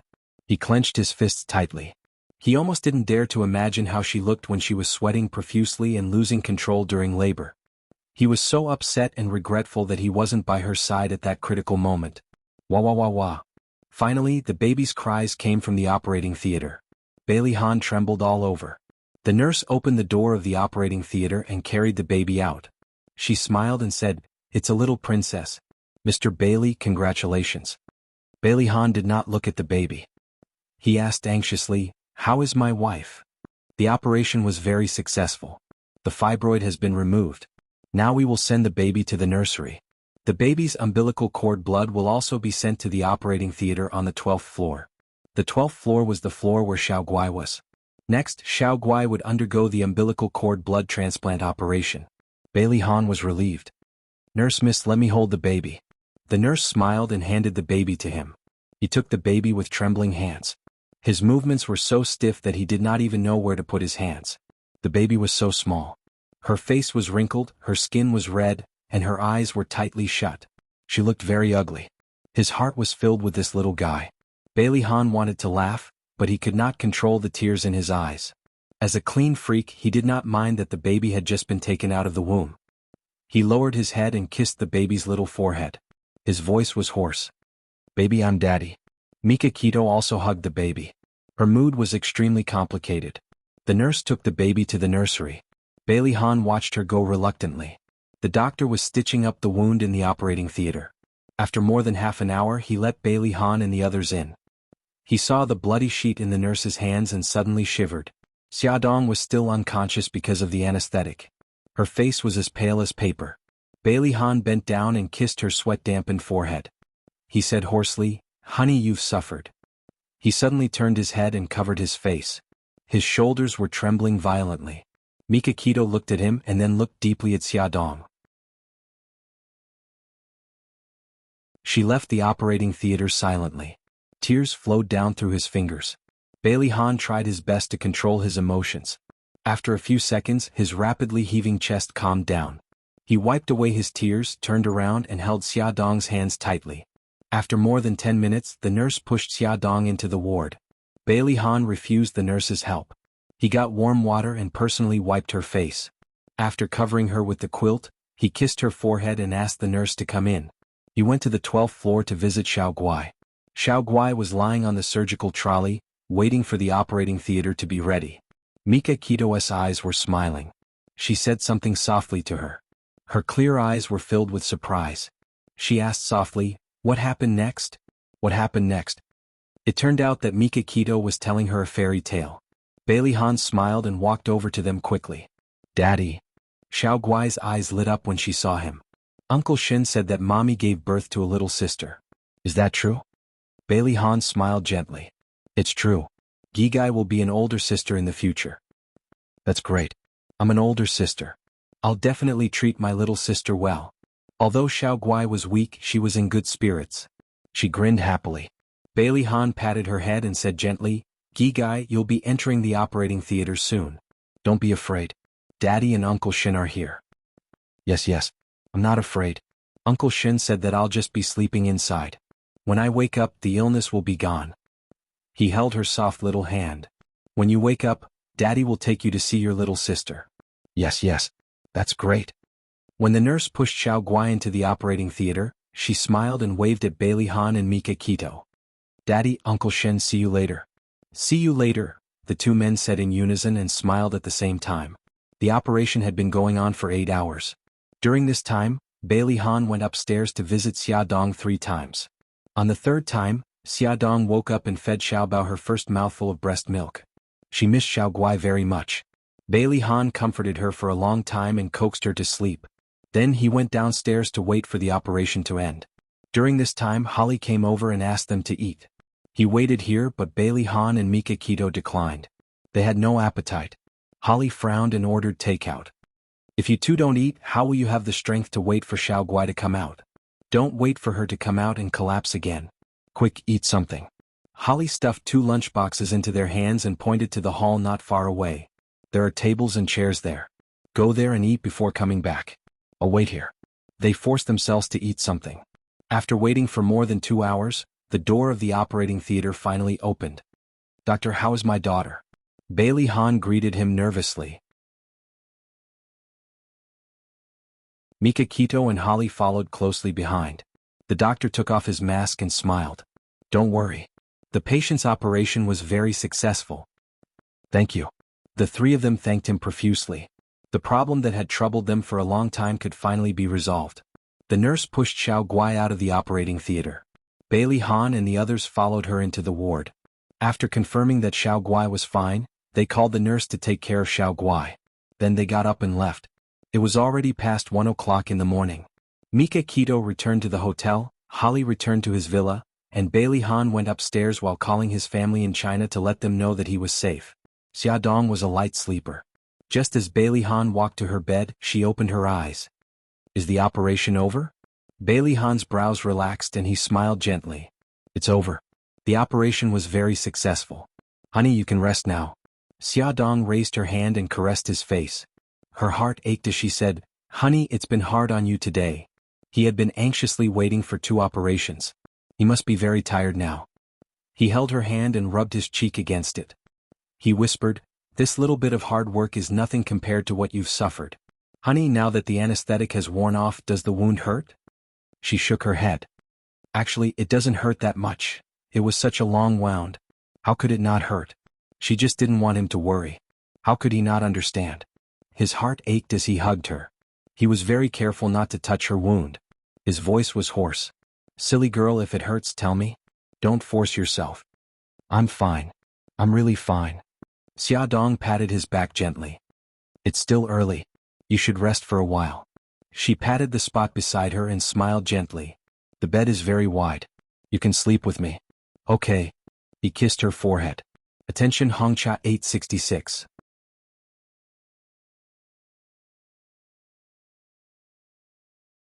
Chapter 286. Honey, you're awake. Do you feel uncomfortable anywhere? Xiaodong opened her eyes and saw Bailey Han's familiar face. His gaze was gentle, and his fingers were gently tidying her hair by her ears.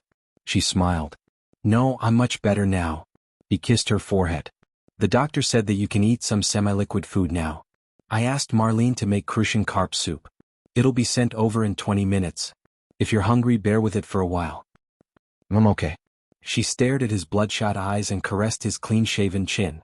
Her heart ached as she asked, You woke up very early? Why didn't you sleep a little longer? He chuckled softly.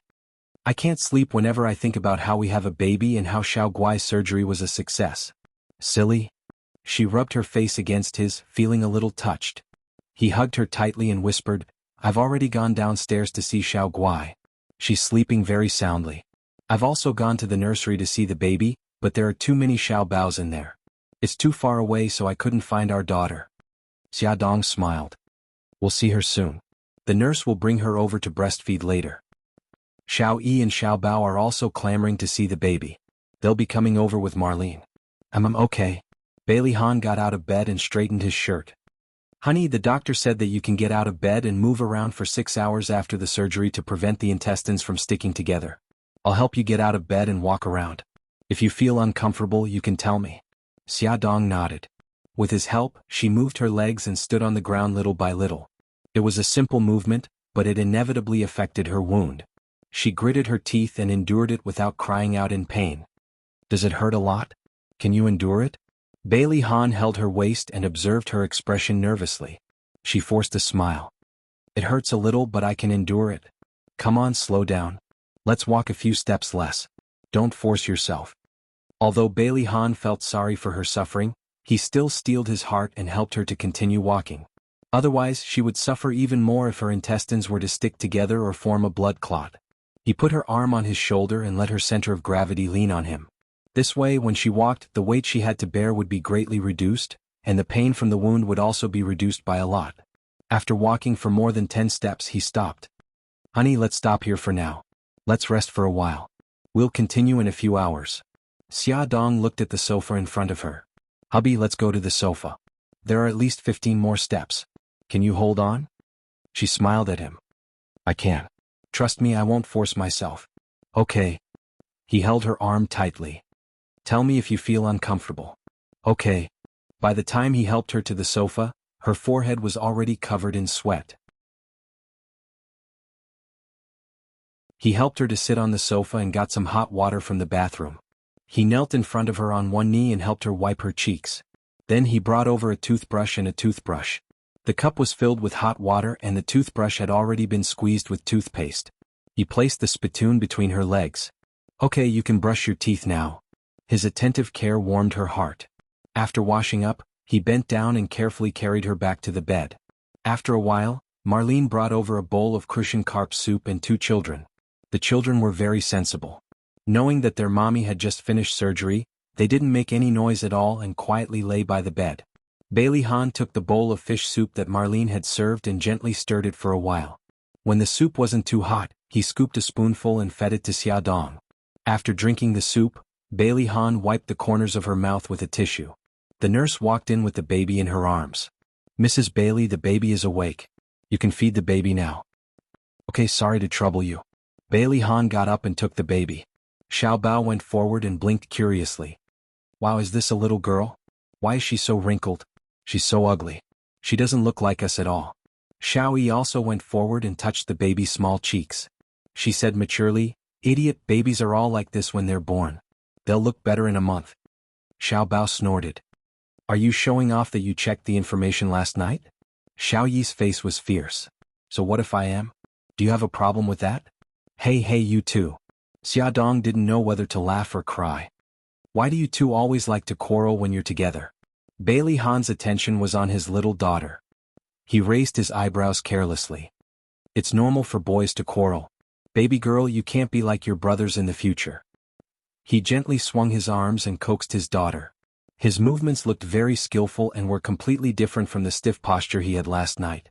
Xiaodong was very surprised. Honey, you seem to be very good at carrying the baby. Bailey Han proudly raised his eyebrows. Of course.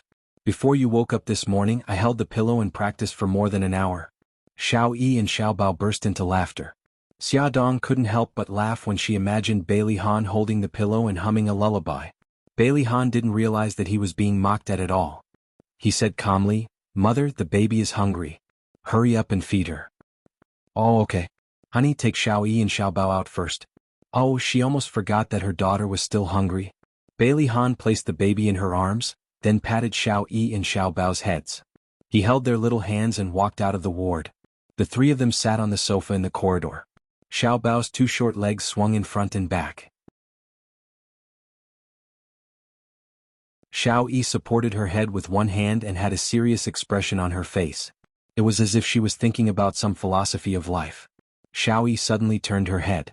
She puffed up her cheeks and looked seriously at Bailey Han. "Daddy, has the little sister been named?" Xiao Bao leaned over and blinked her beautiful eyes. "You're called Bailey Yi, I'm called Bailey Bao.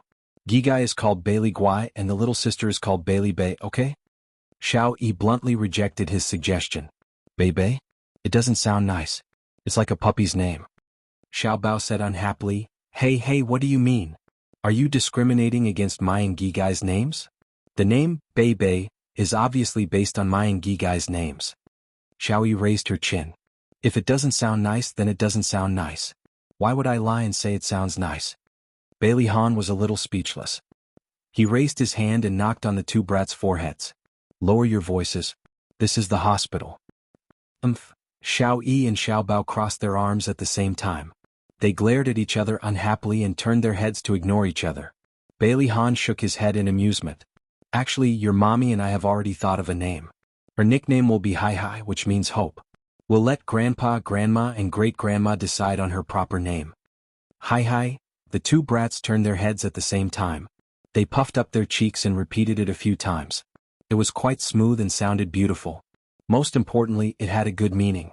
The little sister carried the hope of Gigai's life and came to the human world under everyone's expectations. The name Hai Hai was very suitable. Bailey Han smiled. "Hai Hai. From now on, your little sister will be called Hai Hai." After drinking milk, little Hai Hai fell asleep again. She was small and curled up in Xiaodong's arms. Her heart was unbelievably soft. The nurse was about to send little Hai Hai back to the nursery. Xiao Yi and Xiao Bao touched her little face reluctantly. Xiao Guai had also woken up. The two little guys ran downstairs to accompany her. Bailey Han was worried that Xiaodong would be bored, so he came back after staying in Xiao Guai's ward for a while. He lay down beside her and held her in his arms. He took out a thick book from the bedside table. Xiaodong glanced at the two words, "The Book of Songs," on the cover and couldn't stop laughing. "Hubby, you're so special. Other people hold Tagore or Shakespeare's poetry books for romance. You're so good. You took out the Book of Songs." Bailey Han stroked her long hair and raised his eyebrows with a smile. "Honey, don't be so foreign. The precious cultural heritage left by our ancestors is much more meaningful than those foreign poems." Xiaodong blinked and teased, Yes. Teacher Bailey is right. This student will remember it." Bailey Han found it funny and stroked her hair hard. His voice was very pleasant to the ears. It was sexy and mellow, just like red wine. The more one tasted it, the more delicious it was. It left a lasting aftertaste. The reeds are green and the white dew is frost. The so-called lover is on the other side of the water. She lay on his chest and narrowed her eyes. Listening to him read the poems in a low voice, she actually had the illusion that they had traveled through 1,000 years. They had walked through the long river of history hand in hand, walked through the ancient Bluestone Road, and walked through countless spring, summer, autumn, and winter.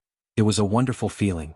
She couldn't help but hug him tighter, and there was a sweet and demure smile on her lips. Bailey Han gently stroked her long hair as he read aloud in a low voice. From time to time he would lower his head to look at her. When he saw that she had closed her eyes and was sleeping peacefully with a smile on her face, he lowered his voice and read another 2 poems. Only when he heard her steady breathing did he gently close the book and put it aside.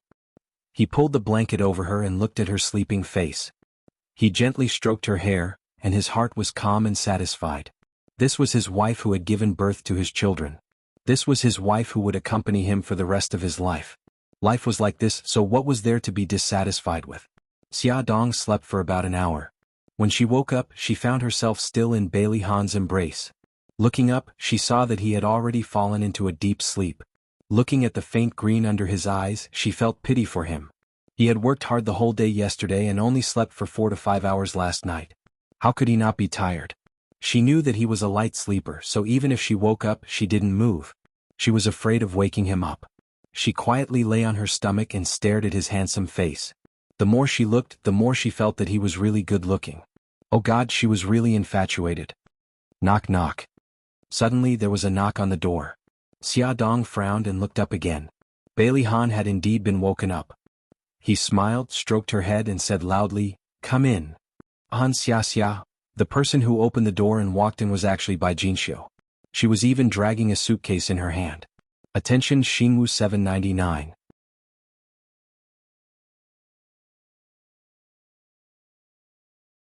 Chapter 287. Xia Dong was surprised. Mom, why are you here? Mom, why didn't you tell me you were coming?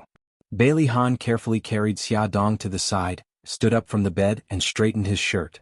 Bai Jinxiu was all smiles. Didn't I want to give you a surprise? Bailey Han teased, there's no surprise but there's a shock. Bai Jinxiu reached out and pinched Bailey Han's face.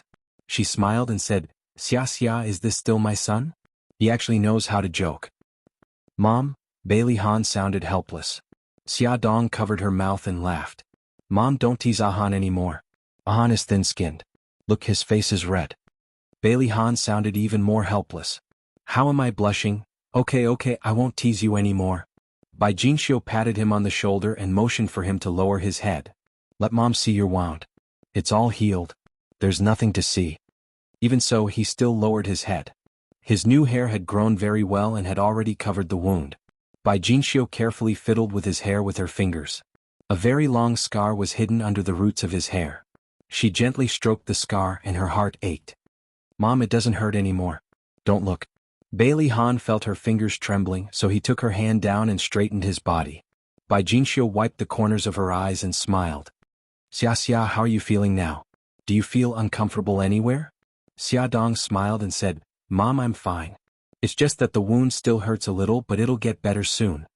Bai Jinxiu sat beside her and patted the back of her hand. She sighed and said, That's good. We heard last night that you gave birth to a daughter, and Xiao Guai's surgery was very successful. The whole family was overjoyed. Especially your grandmother. She wanted to come to Rome with me. Your father and Xiaojing also wanted to come, but they were too busy with the company. So they sent me as their representative to take good care of you. Xia Dong was very touched. Mom, thank you. I've made you worry.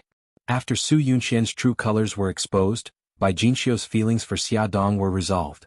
She held Xia Dong's hand and smiled sincerely. Silly girl, what are you talking about? You're the hero of our family now.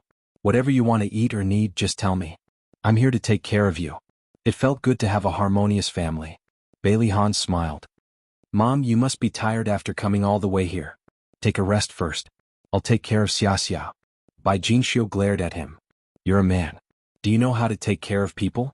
For the first time, Bailey Han showed an aggrieved expression. Mom, ask Xia Xia if I'm taking good care of her. Xia Dong snickered. Mom, Ahan is very good at taking care of people. He's taking good care of me. Bai Jinxiu looked at Bailey Han in surprise. She realized that her son's personality had changed a lot since he came to Rome. He was no longer the cold-faced person he used to be. She naturally attributed his change to Xia Dong, and she liked Xia Dong even more. Bai Jinxiu's smile deepened. She sighed and said, Mom is relieved to see that you two are so close. Husband and wife should be like this. Care for each other, understand each other, and support each other. At the end, her eyes were a little red. Bailey Han's thin lips were tightly pursed. After a long silence, he asked slowly, Mom, are you and Dad okay? Bai Jinxiu wiped the corners of her eyes and forced a smile. He's changed a lot since he came back from Rome. He rarely goes to that woman's place and treats me well. But after all, it's been so many years. It's impossible for him not to contact me at all. Xiaodong did not know how to comfort her. After all, it was not appropriate for her to intervene in the problems between her father-in-law and mother-in-law. She quietly poked Bailey Han's arm. He pursed his lips, took a tissue and handed it to Bai Jinxiu. He said in a deep voice, "Mom, one day Dad will understand what's most important to him. Give him some time." Bai Jinxiu took the tissue and wiped the corners of her eyes. She murmured, "Anyway, it's been so many years. I don't care anymore." She realized that it was not good to talk about this in front of her daughter-in-law and son. She coughed and smiled. "Which ward is Xiao Guai in? I'll go and see her." "Mom, I'll go with you." Bailey Han stroked Xiaodong's hair. "Honey, take a rest." "And okay. Mom, don't book a hotel. Just stay at our house. Han, send Mom's luggage home later." He smiled. "Don't worry. I'll arrange it." Bai Jinxiu's suitcase was temporarily placed in Xiaodong's ward. Bailey Han accompanied her downstairs to see Xiao Guai. The three children were very happy to see Bai Jinxiu. Bai Jinxiu hugged them one by one and kissed Xiao Guai's little face. She took out the gift Bailey Jing gave her from her handbag. It was a very cute Barbie doll, but Xiao Guai couldn't play with it directly. It needed to be sterilized before she could give it to her. Because after the surgery her body was very weak and her immunity was relatively poor. She had to strictly control her contact with the outside world. Xiaodong's body recovered very quickly under the careful care of Bai Jinxiu and Bailey Han. 2 days later her wound rarely hurt and she could walk on the ground freely. Under Xiao Guai's strong request, she and Bailey Han even carried Hai to her ward. The family was finally reunited, although it was in the ward. Bailey Han deliberately took a picture of this scene with his camera as a souvenir. Many things could happen in a week. For example, Xiaodong's wound had healed and she could be discharged from the hospital. For example, Shui Rian had gained Tomac's trust and often visited the castle with Holly. They even visited Xiao Guai in the hospital several times. Every time Shui Rian entered Xiao Guai's ward, Xiaodong would follow Mika Kito's instructions and pay attention to her movements.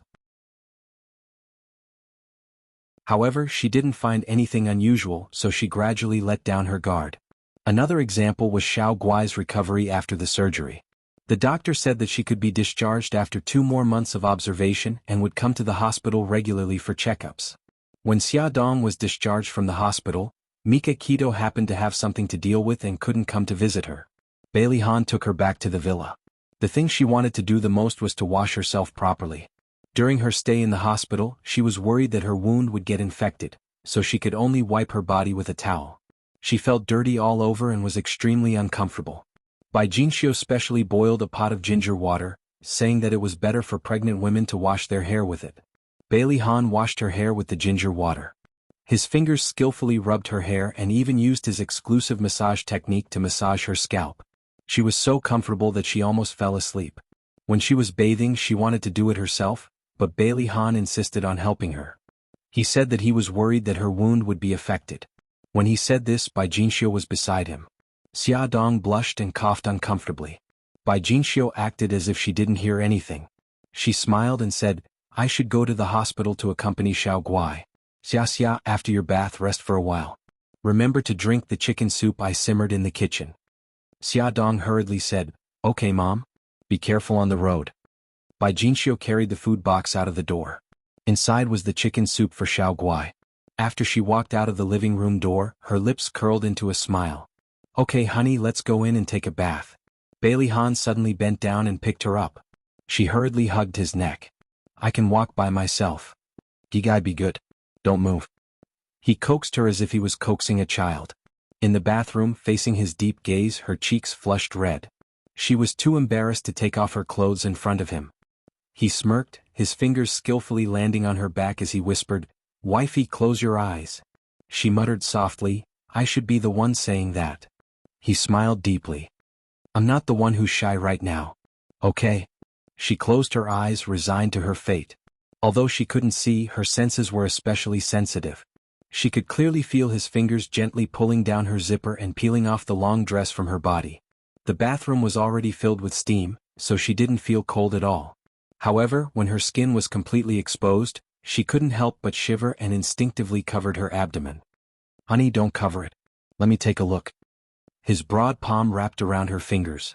Her eyelashes fluttered and she said nervously, "No, it's too ugly." "It's not ugly. It's not ugly at all. Bailey Han squatted down in front of her and slowly moved her fingers away.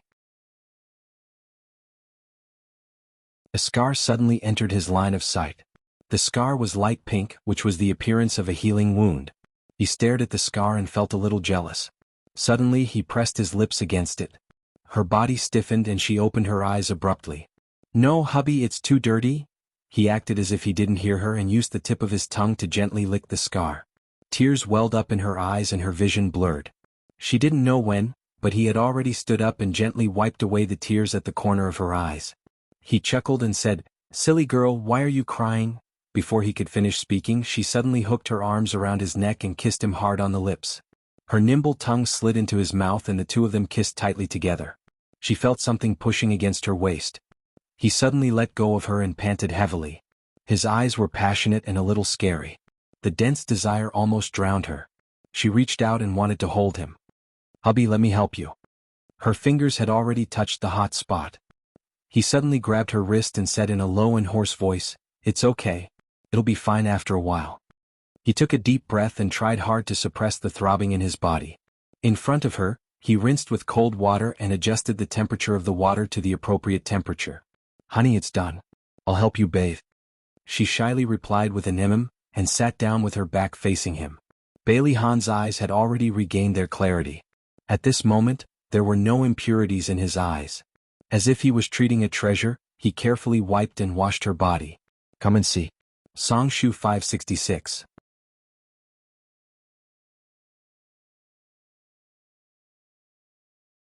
Chapter 288.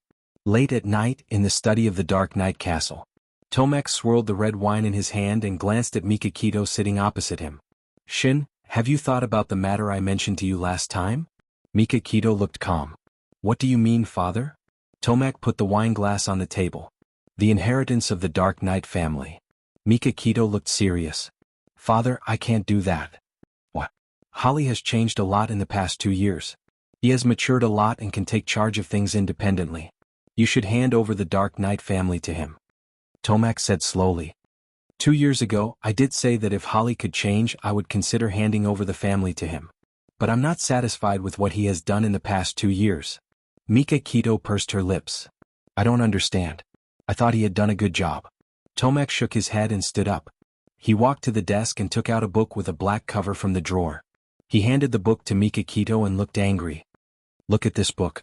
Beitang Shin took the book and opened it to the first page. On the first page there were 2 big words written in Italian, "Account Book." As he flipped to the back, he saw that every line was transaction information. The things recorded in the account book shocked him. He flipped through the account book without changing his expression and slowly raised his head. "You suspect Holly of corruption?" Tomek sneered. "It's not a suspicion. This is the evidence of Holly's corruption.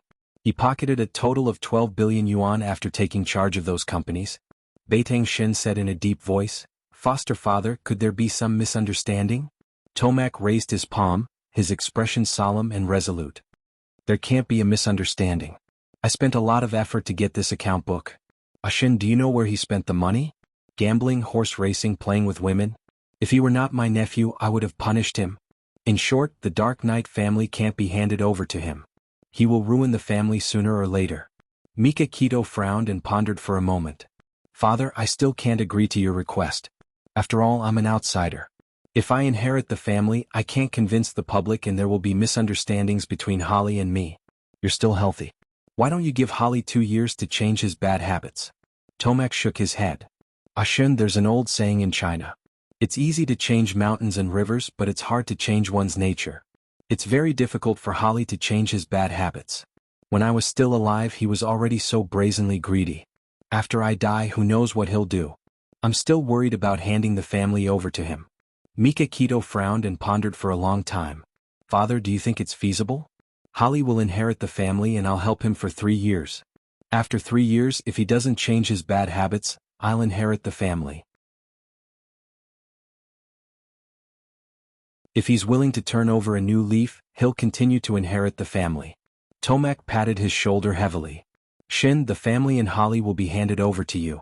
Mikakito looked serious. "Father, don't worry. As long as I, Mikakito, am alive, I won't let the family be ruined by Holly. Good, good. Tomac was very pleased. I plan to announce this on the day of Hai's 1-month-old celebration. Father, aren't you being too hasty? Holly doesn't know about this yet, right? Tomac smiled. I'm old. I've long wanted to pass this responsibility to you youngsters. Shin, don't worry. I'll talk to Holly. Mikakito came out of the castle and drove back to the city. Suzaka drove while he sat in the back with a serious expression. He knew Holly well. Although he appeared to be easy to get along with, he was actually a ruthless person who was full of ambition for the family business. Would Holly bear a grudge against him because of Tomac's decision? He rubbed his eyebrows with a headache. He suddenly felt that it was a wrong decision to ask for Holly's assistance. He didn't know how many conflicts there would be in the future. The next day Tomac called Holly to the castle. The uncle and nephew talked in the study for more than 2 hours. When Holly came out of the study, his face was very ugly. He rushed out of the castle and got into the car. He sped all the way. His hands were tightly holding the steering wheel. The veins on the back of his hands were throbbing. His eyes were red with anger and murderous intent. He stepped on the gas pedal, and the car was like an arrow leaving the bow, carrying his vigorous anger as it sped away. In the chief appraiser's office of QXL, the largest auction company in Rome, Shui Rian stood in front of a landscape painting with her arms around her shoulders. Her watery eyes were fixed on the painting. Suddenly the door opened. A tall figure strode in and pulled her into his arms. His thin lips kissed her fiercely. She widened her eyes in shock. What she saw was Holly's cold eyes. She pushed him hard and made muffled sounds. He lifted his arm and threw her on the spacious sofa. Her heart was beating violently. From his dangerous eyes, she knew very well what was going to happen next. If she rejected him at this time, she would only be hurt. This thought only flashed in her mind. Her body had already made a decision. She lay under him obediently and let him tear her skirt apart. She stuck out the tip of her tongue and gently licked his lips. Her hands stroked his chest, trying to make him relax. His eyes were cold and without a trace of warmth. He threw the torn skirt on the carpet and unbuttoned her underwear with one hand. His teeth bit her breast hard. She groaned in pain and said softly, "Darling, be gentle." He didn't loosen his grip, but his stiff muscles relaxed a lot under her hands. Her soft hands landed on his belt and took off his pants for him. At the same time, he also took off her lace underwear, which was the only thing covering her body. He parted her legs and penetrated her fiercely. She bit his shoulder in pain. He sprinted with all his might, but she didn't feel any pleasure at all. It was so painful that she felt like her body was about to be torn apart. She groaned, her beautiful eyes misting over as she looked at him weakly and pitifully. "Darling, be gentler." Under her gentle call, he gradually came back to his senses. He kissed her red and swollen lips and gradually slowed down. Gradually, a numb feeling rose from his abdomen. She wrapped her hands around his neck and pulled his head down. She kissed his earlobe and said in a soft and seductive voice, "Darling, I love you." These 3 words were like magic. He hugged her even tighter. After she got used to him, he became fierce again. He bit her earlobe and whispered in a hoarse voice, "Baby, I'm sorry." She stroked his handsome face with her fingers and smiled gently. "It's okay. Who asked me to love you?" His emotions were surging. He kissed her lips deeply and she responded passionately. The 2 of them were deeply entangled. After the 2 of them reached the peak together, he hugged her and lay on the sofa. She leaned her head against his chest and drew circles on his firm chest with her slender fingers. Her voice was languid and a little aggrieved. "You ruined my dress." Holly pinched her chest mischievously and said with a naughty smile, "It's okay if the dress is ruined. It's good that you didn't ruin it." Shui Rian blushed and punched his chest. She pouted and said, "You're so naughty." He smiled devilishly and kissed her lips. "I'm so naughty? Do you like it?" She turned her head away on purpose and didn't answer him. He turned her head and looked at her with a burning gaze. "Answer me. Do you like it?" She bit her lip and still didn't answer. He smiled mischievously. "If you don't answer, we'll do it again until you answer." Her big eyes were watery and as transparent as crystals. She pouted and said coquettishly, "You're bullying me?" His slender fingers slid down her inner thigh and he chuckled. "I like to bully you. Hurry up and answer me. Otherwise I like it." She suddenly clamped her legs together. Her cheeks were red and her eyelashes were fluttering like butterflies. "That's a good girl." He kissed her lips and sat up with her in his arms. Shui Rian looked at the rag in distress. "The dress is ruined. What should I do?" Holly shrugged nonchalantly. Rest in the lounge. I'll get your assistant to buy it and send it over. He draped his suit jacket over her shoulders and stood up to tidy up his clothes. She suddenly grabbed his wrist. Are you leaving? He turned his head and smiled. What? You can't bear to part with me? She nodded. He ruffled her hair. I'm just going to my desk to make a call.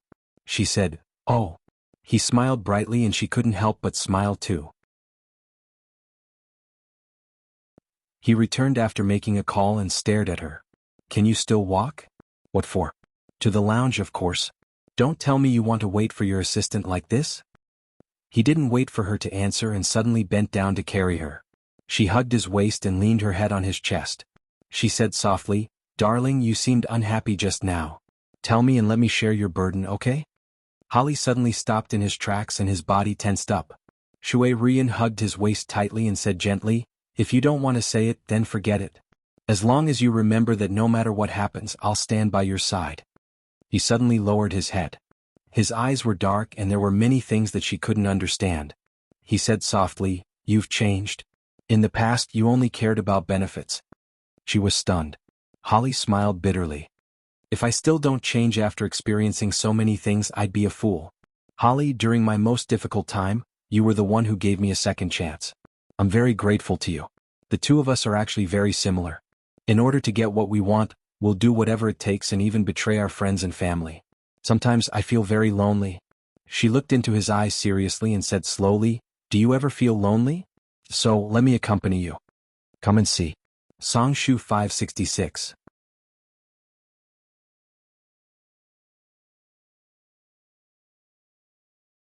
Chapter 289. Holly stared at Shui Rian in silence. She lowered her eyes and smiled sadly. You're still unwilling to believe me. He suddenly lowered his head and kissed her lips forcefully. Their lips and tongues intertwined. He kissed her as he carried her to the lounge. He kicked the door shut with his right foot. In the resting room there was a very comfortable bed. He placed her on it and leaned his body on top of her. Unlike the rough and violent kiss just now, this time he kissed her very gently. His hands teased her sensitive areas. She gasped for breath and gradually softened in his arms. Both of them were sweating profusely when they heard the assistant knocking on the door. Miss Shui, I've bought the clothes. Should I send them in now? Shui Rian was nervous and instinctively clamped her legs together. This action made Holly so comfortable that he almost ejaculated. Sweat flowed down from his hair and fell on her pink breasts. He looked extremely lewd. She grabbed his arm nervously. Darling, what should we do? Idiot. She doesn't dare to come in. She'll leave if she doesn't hear a response. He didn't stop and continued to attack her. He even hit a certain part of her body. She almost screamed out loud and quickly bit her lips. The assistant knocked on the door again. Miss Shui? Shui Rian's eyes were watery and charming. She was panting and hesitating if she should make a sound. After that, she didn't hear the assistant knocking on the door. He probably really left. She heaved a sigh of relief. Her expression pleased him. He smiled wickedly and moved faster. In the end, he hugged her tightly. A warm current poured into her body and she came out with him. He hugged her and said in a sexy and husky voice, Uncle called me to the castle today. She looked up at him and didn't say anything. She just listened quietly. He continued. He said that I still have many shortcomings and can't inherit the family. He gave me 3 years to turn over a new leaf with Mika Kito's help. He also said that if I don't have the ability to inherit the family after 3 years, he will strip me of my inheritance and hand over the family to Mika Kito. She hugged him tightly, silently comforting him. Hatred flashed in his eyes. Mika Kito. Ever since the old man took him in as his adopted son, I have become useless in his eyes. No matter what I do, he is not satisfied. He will always compare me to Mika Kito. 2 years ago he wanted to pass the family business to Mika Kito, but Mika Kito pretended to reject him. I think he is looking for an excuse to strip me of my right to inherit the family business. This time he finally did it. Shui Rian stroked his back and said softly, Darling, even if the old man has made his decision, you haven't lost. Haven't you always wanted to get rid of Mika Kito? As long as you get rid of him, he will no longer pose a threat to you. Holly pursed his lips and said coldly, I have to admit that Mika Kito is a strong opponent. In the past 2 years, I have sent many assassins and even instigated the Sumiyoshi Kai and Inagawa Kai to fight for Yamaguchi Gumi's territory. However, he still managed to escape. Shui Rian's lips curved into a strange smile. This time he won't be able to escape. Aren't you already prepared to take action? Why don't you do it before little Hai Hai's 1-month-old celebration? Holly frowned and looked down at her. Bailey Han might be implicated. Don't you feel bad? She chuckled. I have said that I have already given up on him. But you, Xiaodong and Hai Hai, are you willing to sacrifice them? Holly's light blue eyes were filled with complicated emotions. His thin lips were pursed and he tightened his grip on her shoulders. She smiled faintly. If you can't bear to, then forget it. We will think of other ways. He slowly closed his eyes and was silent for a long time. When he opened them again, his eyes were filled with coldness. As long as I can defeat Mikakito, I will do anything. She lay on his chest and was silent for a moment. Then she said lazily, I need to work. He raised his eyebrows and looked at her. So? She pinched his handsome face. So you should leave now. He grabbed her hand. I am the boss. I will give you a day off. She smiled. Thank you very much, boss. But you have to let me put on my clothes. They had been fooling around for a long time and he did not want to continue. He got out of bed and went to the bathroom to tidy himself up. He walked to her side and kissed her forehead. I will ask my assistant to send your clothes in. You can rest for a while and then I will ask the driver to send you back to the villa. I will go out to settle some matters. She smiled obediently. Okay. Be careful on the way back. He nodded and walked to the door. Suddenly, he turned around and frowned slightly. Can you move? Do you need me to wash it for you? She quickly shook her head. It's okay. Go ahead. I will come back early tonight. He smiled and closed the door of the lounge. Shui Rian lay on the bed and stared blankly at the ceiling. Bailey Han's handsome face appeared in her mind. Then it turned into Holly's face. She sighed and turned to lie on her side, curling herself up. Knock knock. Her assistant's sweet voice rang out. Miss Shui, I have placed the dress in the office. Is there anything else you need? Shui Rian said indifferently, there is nothing else. You can go out first. Okay. After her assistant left, she slowly got up and went to the office to retrieve the dress. Then she took a quick shower and changed into the new dress. It was a very fitting dress. The corners of her lips slowly curled up. When she heard Holly's voice on the phone, he told his assistant her measurements. After Shui Rian finished tidying up, she took her handbag and walked out leisurely. Her assistant stood up. Miss Shui, you are going out? Yes. I'm not feeling well. I will go back first. If there is anything, call me. After she instructed her assistant, she left without looking back. She did not return to Holly's villa. Instead, she drove to the hospital. Shui Rian stood outside the nursery and looked inside through the glass. She could see a lot of Xiaobao babies lying on the small beds. Xiaodong's baby was in the innermost position. She looked for a while but could not find it. Lying on the crib facing the glass was a foreign baby. The baby's eyes were very big and bright. He stared at her without blinking. His little mouth moved slightly as if he was very curious. Shui Rian smiled and waved at the baby. The little guy's eyes opened wider. His little mouth opened slightly and his hands danced as if he was responding to her. The smile on her lips became even more brilliant. The little guy danced for a while and suddenly grinned. The angel-like pure smile made Shui Rian suddenly shocked. An idea suddenly popped up in her mind. Perhaps having a child was not bad. But in the next second, the smile on her face froze. She slowly withdrew her hand, turned around and walked forward indifferently. If it were not for that woman, she would have already had her own baby. She would have even become the mistress of the family. She would not be like now, clinging to a man to live. Every time she got closer to her, Shui Rian's hatred deepened, and she hated herself even more. Tomac discussed with Xiaodong and her husband to hold a grand full moon party for Hai Hai. Bailey Han did not want to bother him. But Tomac said that he still had an important matter to announce. Bailey Han also agreed. Because Hai Hai was born prematurely, her body was thin and weak. So, she stayed in the hospital for more than 20 days in an incubator. It was not until a few days before the full moon party that her physical condition improved and met the standards to be discharged. There were many luxury cars parked in the hospital's underground parking lot. The most eye-catching ones were a red Ferrari and a black Rolls-Royce. They belonged to Mika Kito and Bailey Han respectively. Today was the day that Xiaodong and the others picked up Hai Hai from the hospital. Mika Kito happened to be free, so she came with them. A black Audi slowly drove into the blind spot of the surveillance camera. After making sure that there was no one around, A pistol suddenly popped out of the window and smashed the surveillance camera. The door opened and a man in black clothes and a black mask came out. He was carrying a black bag in his hand and strode toward the Ferrari. He lowered his body and suddenly got under the Ferrari. He took out some tools from the bag and fiddled with the car. A few minutes later he got up from the bottom of the car and walked toward the Rolls-Royce 10 meters away. He did the same thing for a while. Before the hospital's security arrived, the man in the mask had jumped into the Audi and quickly fled. Mika Kito and Xia Dong went downstairs together with Suzaku behind them. After saying goodbye, Mika Kito and Suzaku went to the Ferrari.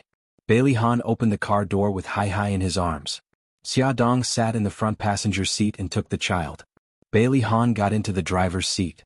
After starting the car, he heard a strange sound coming from the car. He stepped on the accelerator but the car did not move. Xia Dong turned around and asked, "What's wrong?" "It's broken down. Let's get out of the car first and find a tow truck to send it to the 4S store. We'll take a taxi back." Mika Kito sat in the back seat with her eyes closed. Suzaku saw Bailey Han and Xia Dong get out of the car through the rearview mirror. She said calmly, "Their car seems to have broken down." Mika Kito suddenly opened her eyes, got out of the car and walked towards them. "What's wrong?" Bailey Han was calling for a tow truck when Xia Dong replied, "The car broke down. Take my car." Hence, Xia Dong and Bailey Han got into the Ferrari with the child in their arms. The Ferrari slowly drove out of the garage. After driving for 2 streets, they saw Xia Dong's villa.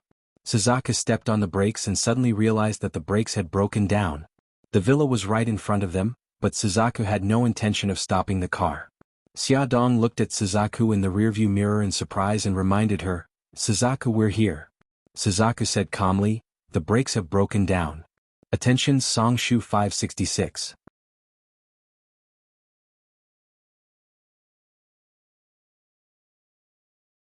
Chapter 290. What? How did this happen? Xia Dong was shocked. Bailey Han hugged Hai tightly with one hand and held her hand with the other. "Don't be afraid." Mika Kito glanced at Xia Dong with a serious expression. "Suzaku, slow down." Suzaku stared ahead. "It's no use. I can't control the speed."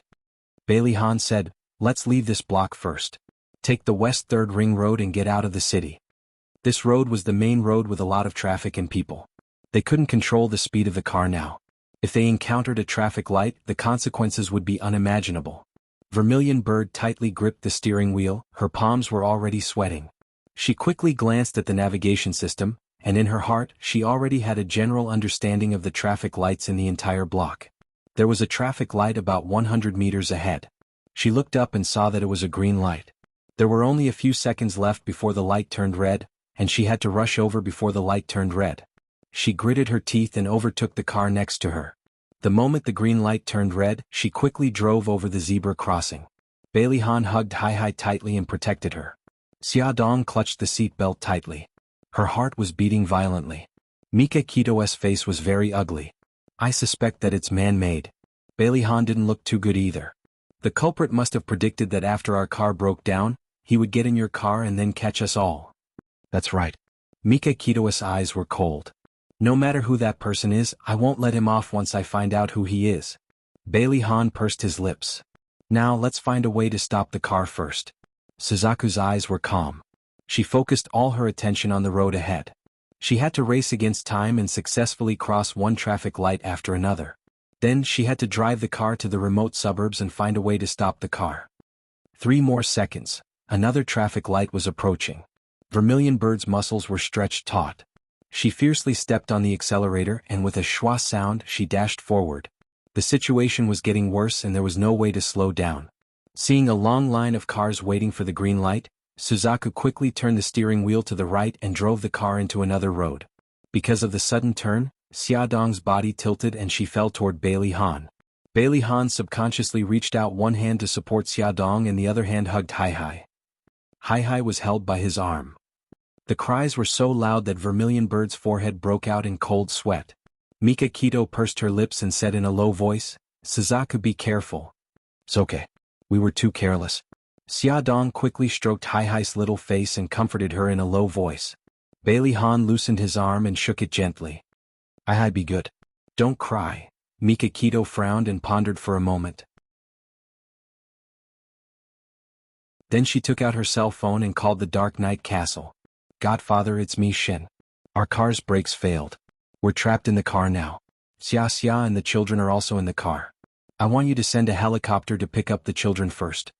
If the brakes failed, there was another way.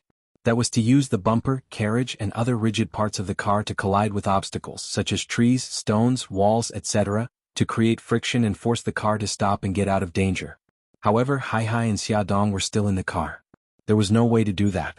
Hai was less than a month old. How could such a young child withstand the impact? Xiaodong had just undergone surgery and was recovering. She could not bear the impact either. Therefore, the first thing to do was to find a way to get Xia and Hai out of the car. After receiving the call, Tomek immediately ordered someone to arrange a helicopter and prepare some first-aid medicine on the plane. This time, Suzaku specifically chose the small road. Although it was narrow, there were relatively few cars and no traffic lights. However, she had to be very alert to the passers-by. After more than half an hour of trepidation, the car finally sped onto the suburban road. In front of them, there was a team of traffic police carrying out their duties.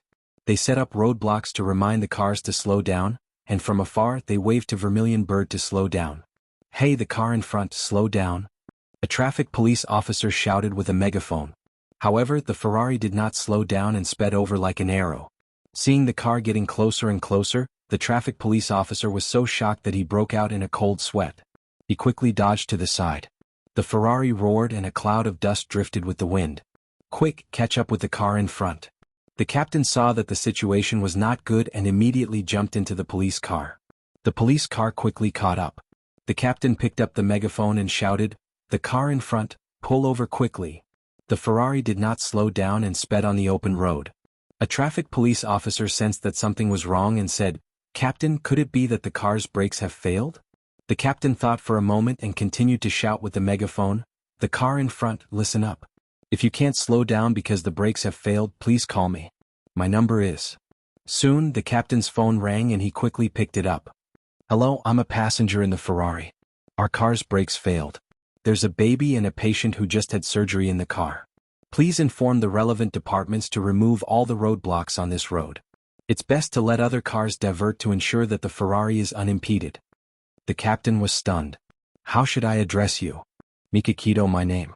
Please give the order immediately." Mikakito's voice became stern. "Okay, I got it."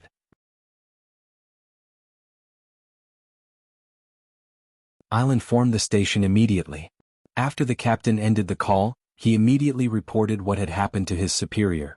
Then he made emergency arrangements to remove all the roadblocks on this road and set up roadblocks at the exit and entrance of the road. He also informed everyone to change lanes. The Ferrari drove further and further away on the outskirts of the city. A helicopter suddenly flew in their direction and roared in midair.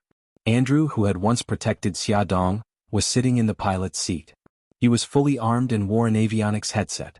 He contacted Mikakito through the microphone. "Young Master Shin, this is Andrew. Please drive the car to a spacious area. I'll drop down a rope ladder to bring Miss and Miss Hai up." Bailey Han suddenly felt a little lucky that they were in Mikakito's Ferrari. This car was a convertible. After opening the roof, it would be easier for the people in the car to climb up the rope ladder. Bailey Han asked, "Do you have a rope?" Suzaku said, "Yes, it's in the glove compartment next to the passenger seat." Mikakito, who was sitting in the passenger seat, opened the glove compartment. Sure enough, she found a ball of rope inside. It was about the thickness of a grain of rice and was very strong.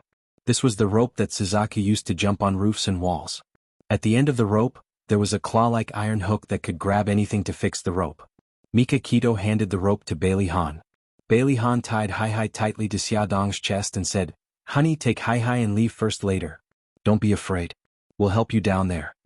Xiaodong looked down at Hai, who was sleeping soundly on her chest. She gritted her teeth and nodded firmly.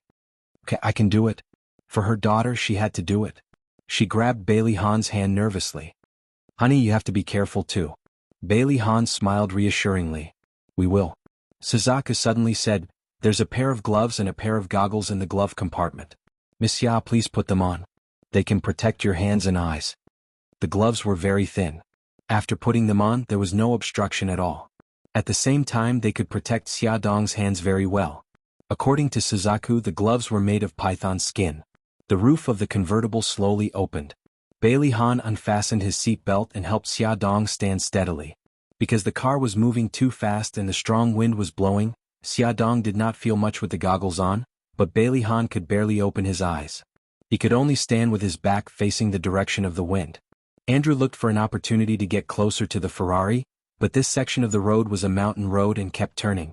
After driving through an empty section of the road before they could connect, there was another turn. Xia Dong and Bailey Han had no way to grab the rope ladder. Andrew, what should we do? There's no way we can get close to the car. Ahu, who was sitting in the co-pilot seat, was sweating profusely. Andrew gritted his teeth, his eyes shining with determination. Don't worry. Pay attention to the ground and be ready to connect at any time. There's a bridge 10 kilometers ahead. Under the bridge is a river. If the car tries to crash at the bridge, it might crash into the river. Just in case, ask for speedboat support. Ahu, contact the castle immediately. Understood.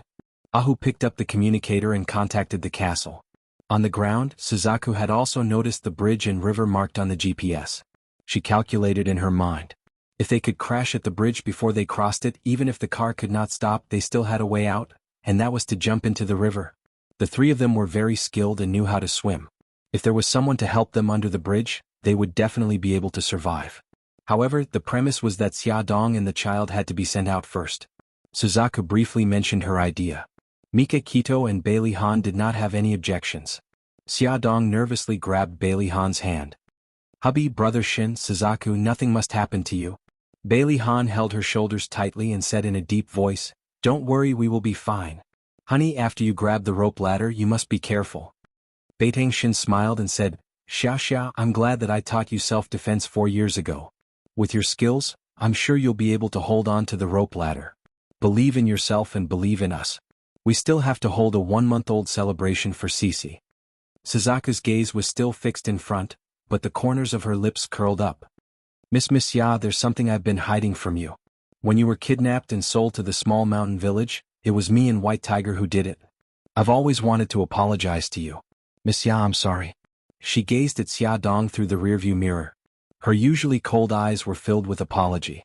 Attention, Songshu 566.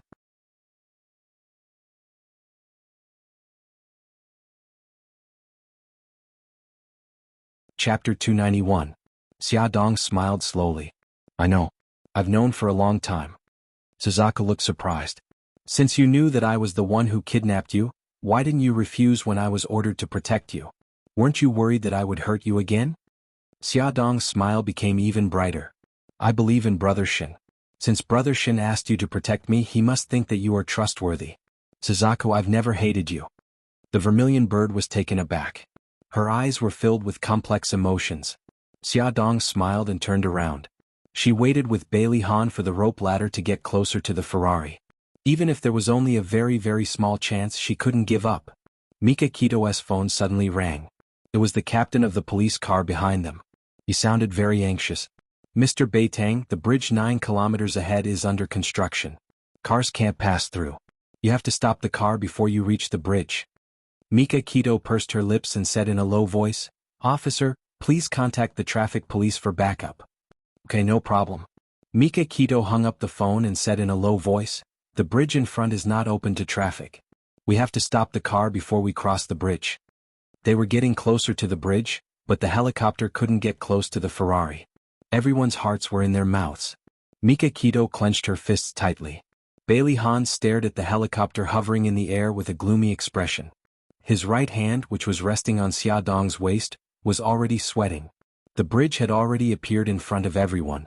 It had been broken into 2 sections, and there were still workers working on the bridge. They finally understood why cars couldn't pass through the bridge. Especially when looking down from the plane, the thrill of the broken bridge and the depth of the river made Ahu so nervous that he broke out in a cold sweat. Oh no, we're almost at the bridge. We must hurry. Andrew gritted his teeth. He grabbed the control lever with both hands and slowly pushed it down. Suddenly the helicopter swooped down. The rope ladder swept towards the Ferrari due to gravity. Quick, the rope ladder is coming. As they got closer and closer, Bailey Han ignored the speeding car and suddenly jumped up and grabbed the rope ladder. Quick, honey, I got it. Xia Dong's heart raced.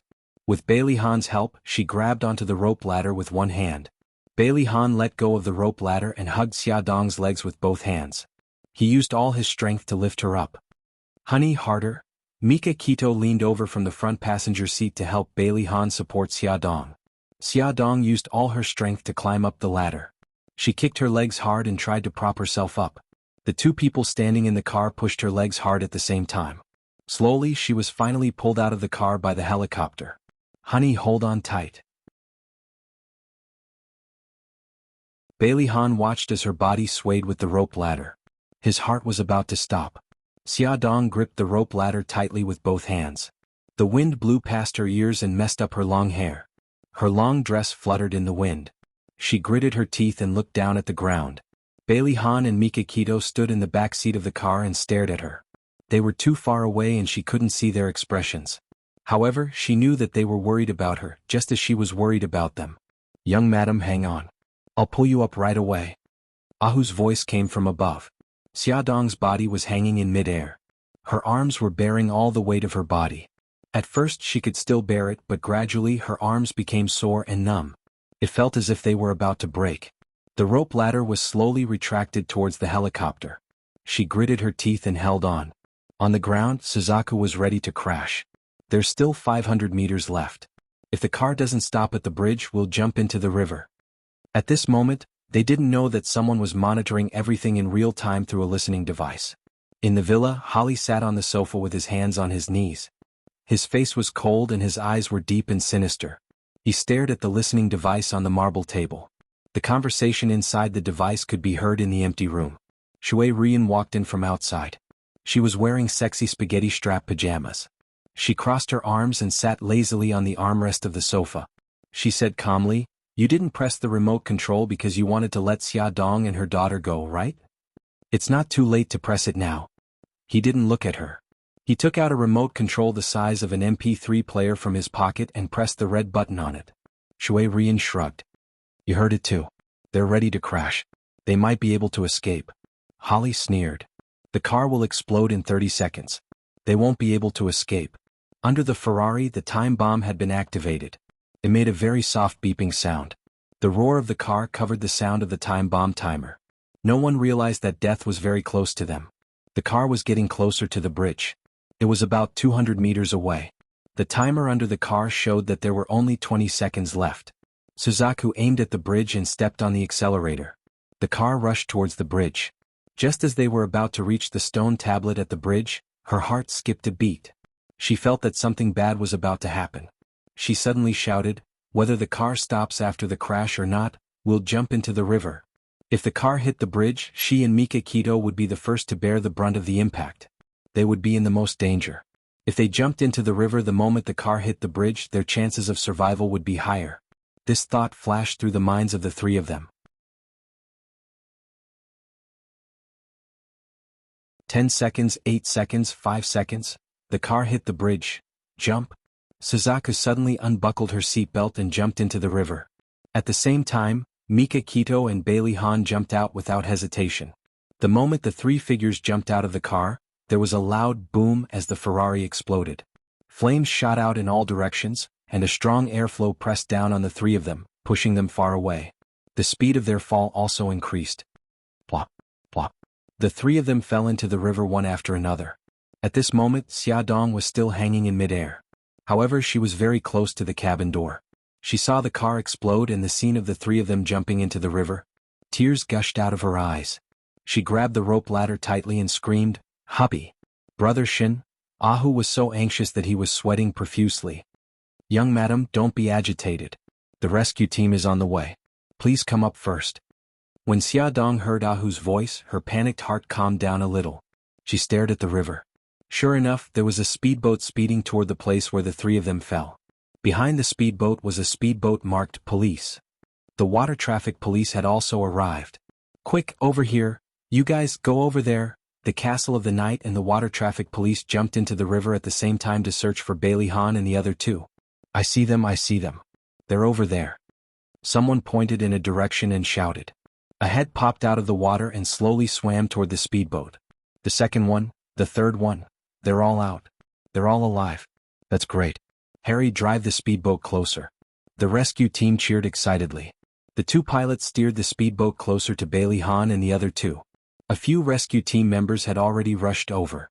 They formed teams of 2 and carried the 3 of them toward the speedboat. Brady, hurry up and pull young Master Shin up. 2 rescue team members lifted Mika Kito's body. Soon, Bailey Han and Suzaku were also rescued. The people in the helicopter also heaved a sigh of relief. Ahu stood at the cabin door and shouted, "Young madam, young master and the others have been rescued. Give me your hand. I'll pull you up." Xia Dong's anxious heart finally settled back into her chest. She looked up and saw Ahu's familiar face. He reached out a hand and gazed at her. Just one more step and she and Hai Hai would have been safe. However, her hands had been holding on for so long that they were numb. She tried to free one hand to grab Ahu's hand, but she couldn't do it. She was worried that if she freed one hand, her other hand wouldn't be able to hold on before she could grab Ahu. "No, Ahu, I can't hold on any longer." Xia Dong felt her body getting heavier and heavier. It felt like there was a 1,000-kilogram rock under her feet. Her abdomen also hurt a little. She guessed that she had pulled on her wound. "Young madam, don't worry. Move back a little. Be careful not to hurt Hai Hai. I'll raise the ladder a little more." Xia Dong looked down at Hai Hai. She was so small. She was like a soft little ball of meat lying on her chest. She couldn't let Hai Hai get hurt. With this belief in her heart, a sudden burst of energy erupted from her body. She gritted her teeth and leaned back. When Ahu pulled the ladder up, she suddenly freed her right hand and grabbed the handle of the cabin door. "Ahu, hurry!" Ahu hurriedly grabbed her arm and pulled her body, which was hanging outside, in. Xia Dong slumped in her seat. Her entire body was drenched in sweat, and her wet skirt stuck to her body. She looked up at Andrew, who was sitting in the front row, and asked while panting, "Andrew, how are Ahan and brother Shin? Are they hurt?" Andrew connected to the Dark Knight family speedboat and asked about their situation. Then he said, "Miss, the 3 of them are slightly injured. They're very conscious now. Young master, please don't worry." Xia Dong was relieved. Fortunately, the river was deep and the 3 of them were skilled. They entered the water in the correct position, so their injuries were relatively light. Ahu handed her a jacket. "Young madam, please put this jacket on first." "Thank you." Xia Dong's arms were sore. The simple act of taking the jacket was difficult. With trembling fingers, she untied Hai Hai from her chest and put on the jacket. Hai Hai's sleep was disturbed. Her tightly shut eyes moved and her little hands clenched. It seemed like she was about to wake up. Xia Dong shook her arms gently and hummed softly. She leaned into her arms again and slowly fell asleep. Attention Jianghu 799.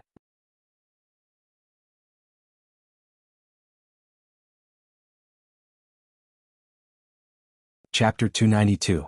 Bailey Han and the other 2 leaned against the side of the speedboat.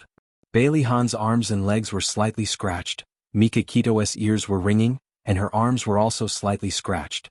Suzaku's back was injured by the airflow during the explosion, and a palm-sized burn was inflicted. Fortunately, it wasn't serious.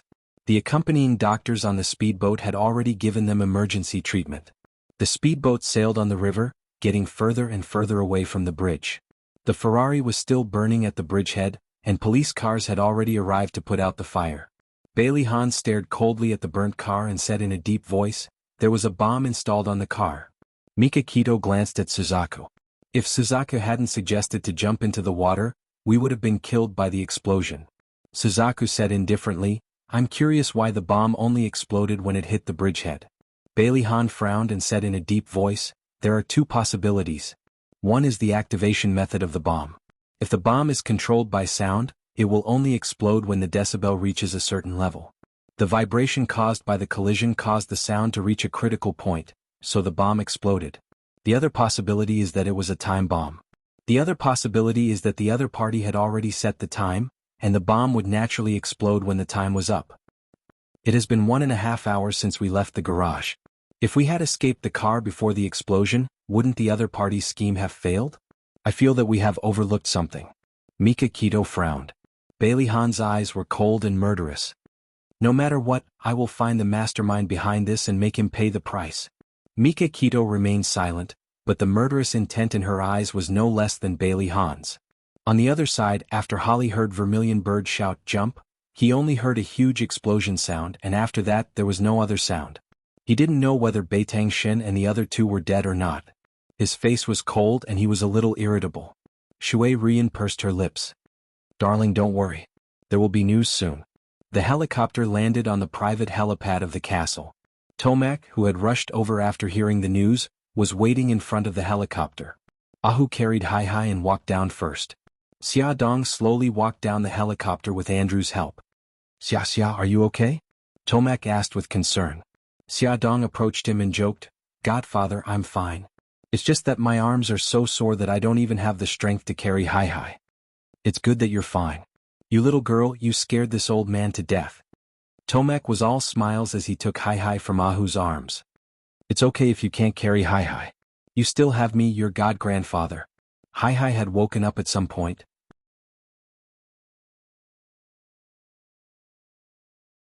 She stared curiously at the old man with a white beard in front of her with her big, beautiful eyes.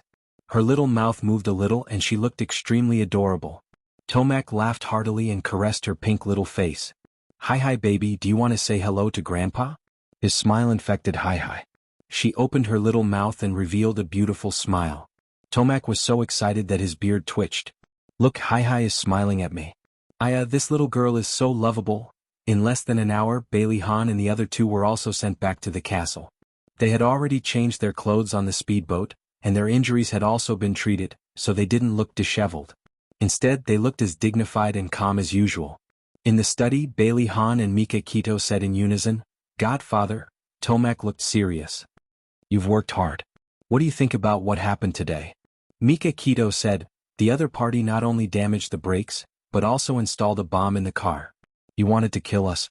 I suspect that it was done by other families, but I don't have any evidence.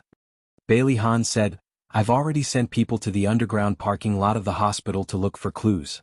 In addition, the fragments of the bomb have been collected. Maybe we can find some clues. Tomac's eyes darkened. He tapped his fingers on the armrest of the chair and said in a deep voice, Ever since I took over Barit's forces, there are still some dissidents who have been secretly operating.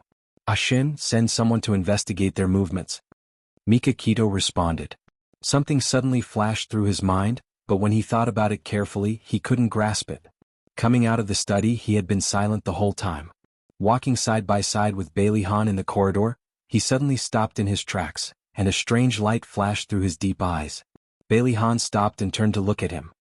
What's the matter? Mika Kito didn't want to say much, but when he saw the serious look on Bailey Han's face, he said slowly, You know about how I dealt with Godfather and Su Yunqian some time ago in China, right? It was a standard statement. He didn't doubt Bailey Han's well-informed sources at all. Bailey Han said in a low voice, I've heard about it. Are they related to this matter? Mika Kito's eyes were cold. He said lightly, When I dealt with Su Yunqian, I found out that Su Yunqian has a backer, and her backer is related to the Italian mafia. Bailey Han's eyes darkened. You suspect that Su Yunqian's backer is behind this matter? Mika Kito sneered. After I found out that she has a backer, I've been investigating that person's identity. However, until now, I haven't found out anything, which means that the person is very powerful. Otherwise, he wouldn't be able to hide so well in the sphere of influence of the Anya family. Bailey Han frowned. Let me ask you, under what circumstances would you help a woman at the risk of exposing your identity? Mika Kito stared into his eyes, and the corners of his lips curved into a mocking smile. You know very well, don't you? It's either because I love her or because it's profitable. Bailey Han touched his chin and said expressionlessly, Su Yunqian is already dead, but the person behind her is still so ruthless. Is it really because he loves her that he wants to avenge her? Mika Kito said lightly, It seems that you also think that her backer is behind this. Bailey Han didn't deny it. This is only one possibility. The dissidents that foster father mentioned are also very suspicious. Mika Kito looked at him and said, Bailey Han, let's work together to find that person. Bailey Han said lightly, This is also what I want to tell you. Okay. Mika Kito raised his hand and Bailey Han also raised his hand. Their palms collided, making a crisp sound. There was the sound of the door lock turning and Xia Dong suddenly stood up. The door opened and Bailey Han walked in slowly with a warm smile on his face. Hubby, Xia Dong quickly ran over and hugged him tightly. Her eyes were filled with tears. Hubby, this is great. You're still alive. Silly, I still want to be with you until we grow old. How can I die so easily? Bailey Han hugged her tightly, his chin gently rubbing against her hair. I really thought that I would never see you again. When I saw you jump into the river, I wanted to follow you. If it weren't for Cece, I might have really let you go. Song Yunxuan's eyes were filled with tears. Xia Dong choked and couldn't continue. Last time he was shot in the head to protect her. She had already suffered a lot. This time, when she saw the car explode and they jump into the river, there was only one thought in her mind. If he died, she didn't want to live anymore. Xia Dong, look at me. I won't allow you to think like that. Bailey Han suddenly held her face, forcing her to look directly into his eyes. His face was covered with frost. Ever since they got married, this was the first time he called her by her full name. This was also the first time he showed such an angry expression. Even if I really die, I won't allow you to die with me. You have to live well and raise our child. His sexy thin lips were tightly pursed and he said word by word, moreover, I won't mind if you remarry. If you're not happy, I won't be at ease even if I die. He held her shoulders tightly. Of course, even if you remarry, you can't forget me. You have to hide me in your heart. Do you understand? Xia Dong's face was full of tears. Silly, how can I bear to let you die with me? My Xia is a strong girl. Even without me, she can live well. Bailey Han's voice softened. He wiped away the tears on her face, and the tenderness in his eyes almost drowned her. Don't say any more, don't say any more. Xia Dong suddenly threw herself into his arms and burst into tears. She clenched her fists and hit his back. You jerk, why are you talking about death? We're not going to die. We're going to grow old together. Bailey Han hugged her tightly. Yes, we'll definitely grow old together. Silly girl, don't cry. Xia Dong cried out all the fear and panic that she had just suffered. She felt much better and gradually stopped sobbing. With his help, she sat on the sofa.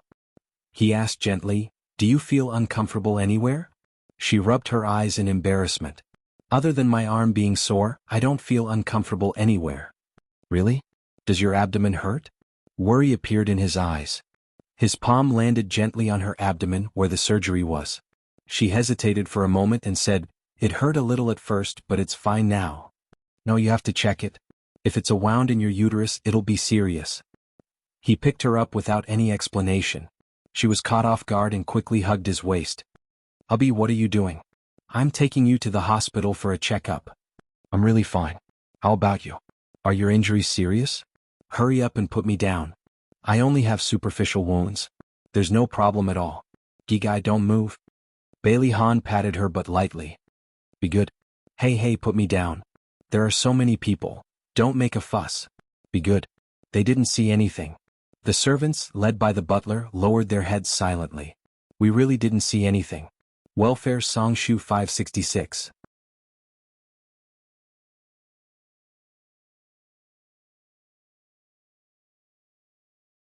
Chapter 293.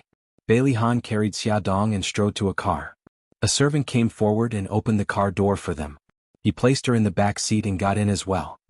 He instructed the chauffeur, drive to the hospital. Yes, Mississippi son-in-law. The car drove all the way to the hospital. After the examination, the hospital said that Xia Dong's wound was recovering well and there were no problems. After coming out of the office, Xia Dong poked Bailey Han's arm in amusement. Are you relieved now? He didn't mind at all and stroked her hair. Yeah, I'm relieved for now. She raised her eyebrows. Why is it temporary? His tone was tender. It takes at least half a year to recover from a C-section. On the surface, it looks like you've recovered, but in reality the damage to your uterus will take a long time to recover. She hugged him. Hubby, don't worry. I'll be very careful in the future. He kissed her forehead. Honey, you've suffered. She smiled and shook her head. He suddenly sighed. I'm going to suffer too. She didn't understand. He whispered in her ear, we won't be able to sleep together for 100 days. Don't you think it'll be very hard? His hot breath tickled her ear. She coughed embarrassedly. Let's not talk about this here. He could tell that she was uncomfortable. He chuckled softly and didn't continue. He held her waist. Honey, are you tired? Let's go home and rest for a while. Xia Dong frowned. Hubby, I keep feeling that something's wrong. Bailey Han held back his laughter. What's wrong? Xia Dong looked at herself and then at him. Her eyes suddenly widened and she cried out, Hi. Where's Hi? Bailey Han couldn't hold it in anymore and laughed loudly. He hugged her and kissed her face. Honey, you're too cute.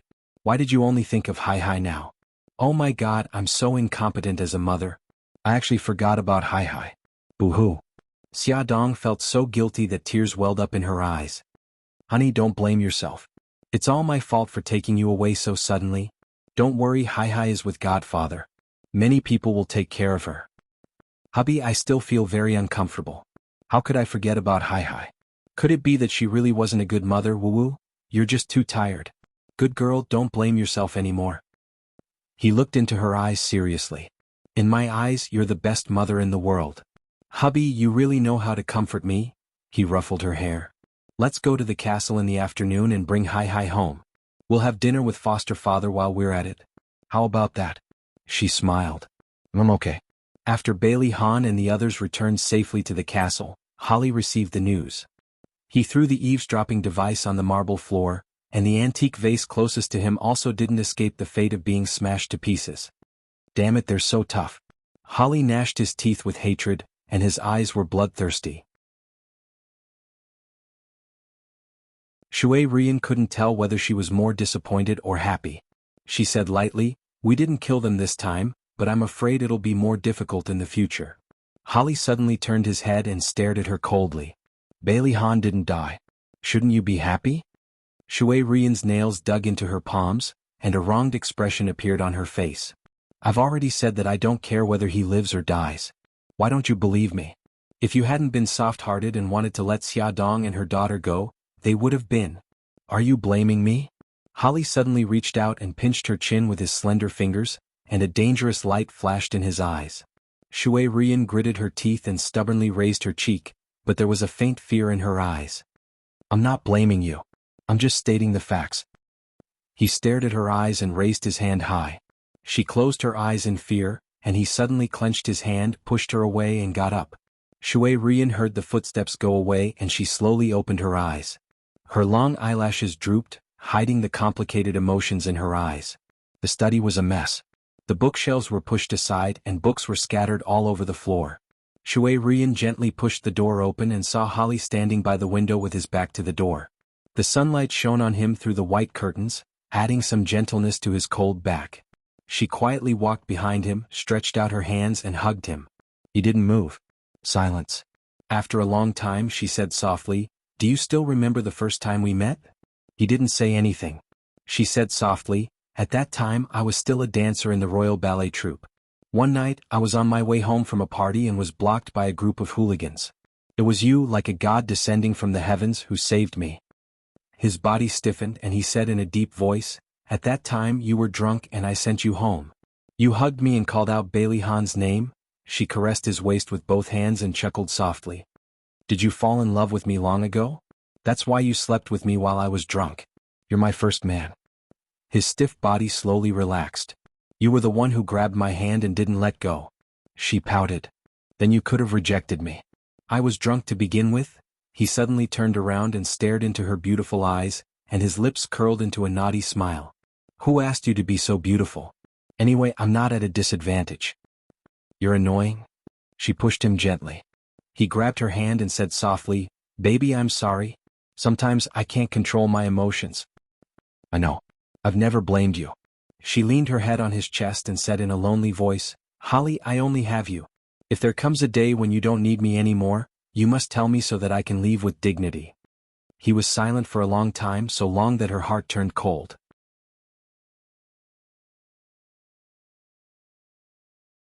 She slowly left his embrace and turned around. However, he suddenly grabbed her wrist and pulled her back into his embrace. He pressed her head against his chest. "No, that day won't come." She chuckled.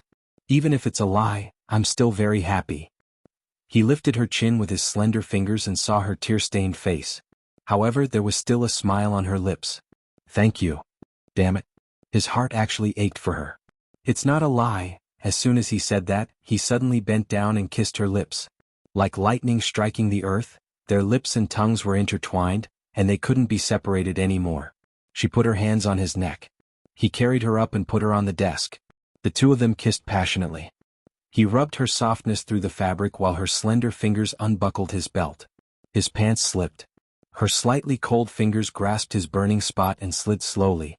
His fingers also invaded her mysterious realm. Liquid flowed down from the desk. She looked at him seductively and pulled him closer to her. "Darling, do you want me?" He did as she wished. He held her slender waist and thrust forcefully. The sound of the desk shaking, the sound of bodies colliding, and the sound of lewd panting mixed together. Among the piles of books, they were playing out a primitive scene of love. Ah Bao, who was sent to the hospital's underground parking lot to investigate, quickly reported back to Bailey Han.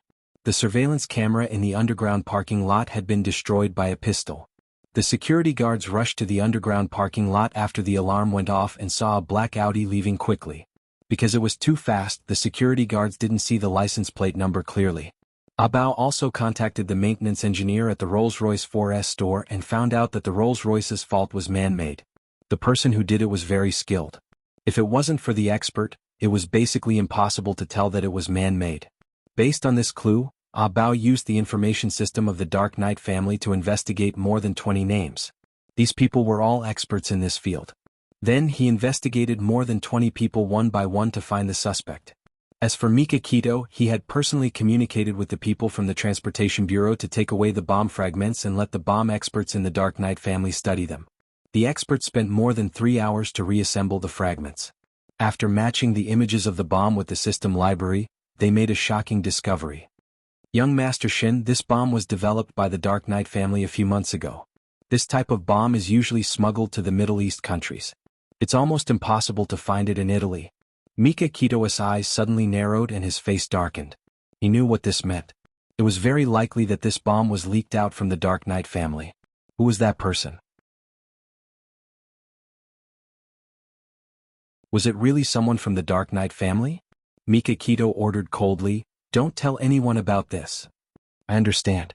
Just in case, Mika Kito took away all the bombs and erased all the access data. If there was really a traitor in the Dark Knight family, they must be more vigilant to avoid being detected and alerting the enemy. Since the car accident, Mika Kito was very careful when driving. Before getting in the car, Suzaku checked carefully to make sure it was safe before they got in the car. Suzaku opened the door of the back seat. Mika Kito didn't get in but said lightly, "I'll drive today." Suzaku's eyes moved. "What? Your back is injured." He glanced at her and walked to the driver's seat. "That's just a minor injury." She wanted to stop him, but he was already in the driver's seat. He looked at her with his deep eyes. "Get in." She closed the door of the back seat and sat beside him. He was the boss. She didn't dare to let the boss drive for her while she sat in the back seat. Mika Kito didn't say anything. He started the car and drove out of the old castle. The burn on her back was nothing to Vermilion Bird.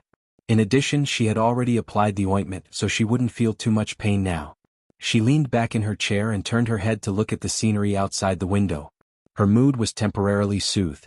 Welfare Hongcha 866.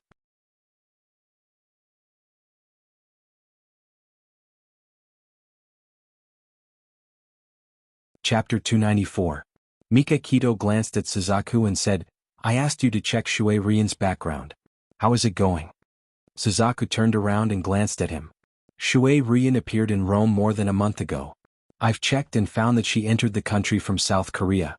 I've sent someone to South Korea to investigate, but I haven't received any information yet." She paused and said, "Do you suspect her?" Mika Kito's eyes were deep as he said, "This woman is very evil. I have a feeling that she's hiding something." Suzaku nodded and said, "During my investigation I found that she's like a mystery. She suddenly appeared with a perfect identity, but other than Holly she has no other connections. I can't verify her identity." Mika Kito said coldly, "She's very good at disguising herself." The phone suddenly rang and Mika Kito pressed the answer button. It was a call from Jianghu. "Boss, we found the whereabouts of Raphael's painting, Shao Woman in a Veil. The buyer is Earl Patrick from England. I'm on my way to England now. I think I'll be able to find out the seller's background soon." When Thunder was interrogated, he said that Jamie's men helped him dispose of the painting. If they could find out who sold the painting, they would be able to dig out Jamie's owner, and that person was Su Yunshan's backer. Mika Kito said in a deep voice, "Let me know immediately if you have any results." "Yes."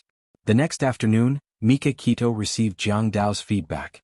Earl Patrick had mentioned the seller's name. The seller was called Samuel Victor. According to Earl Patrick's description, Jiang Dao had asked a portrait simulator to draw a portrait of Samuel. After he took a picture, he sent it to Mika Kito through his mobile phone. Mika Kito immediately handed the portrait to Andrus and asked him to find a trustworthy brother to search for this person's whereabouts. Samuel Victor was also known as Franklin Delano. Franklin was a very famous art broker in the black market. All the works of art that passed through his hands were stolen goods. He was very tight-lipped and would not reveal any information about the buyer or seller. On the other side of the phone, Andrew said, "Young Master Shin, I've already asked someone to bring Franklin to a secret villa. Are you coming over now?" Mika Kito took her coat with one hand and walked out with her phone in the other. "Tell me the address." When Mika Kito and Suzaku arrived at the secret villa, Franklin was sitting in the living room with 2 bodyguards beside him. He looked calm, as if he wasn't worried about his situation at all. Mika Kito sat opposite him and waved her hand. The 2 bodyguards left the living room, and Suzaku stood behind him, expressionless like a statue. "Franklin, let's talk about the painting Shao Girl in a Scarf. I've told you everything I know. Jamie gave me this painting and asked me to sell it for a good price. He'll give me a 10% commission." Mika Kito said calmly, "I want to know who Jamie works for." Franklin shrugged. "I don't know. Jamie and I aren't old friends." "Is that so?" "I don't think so."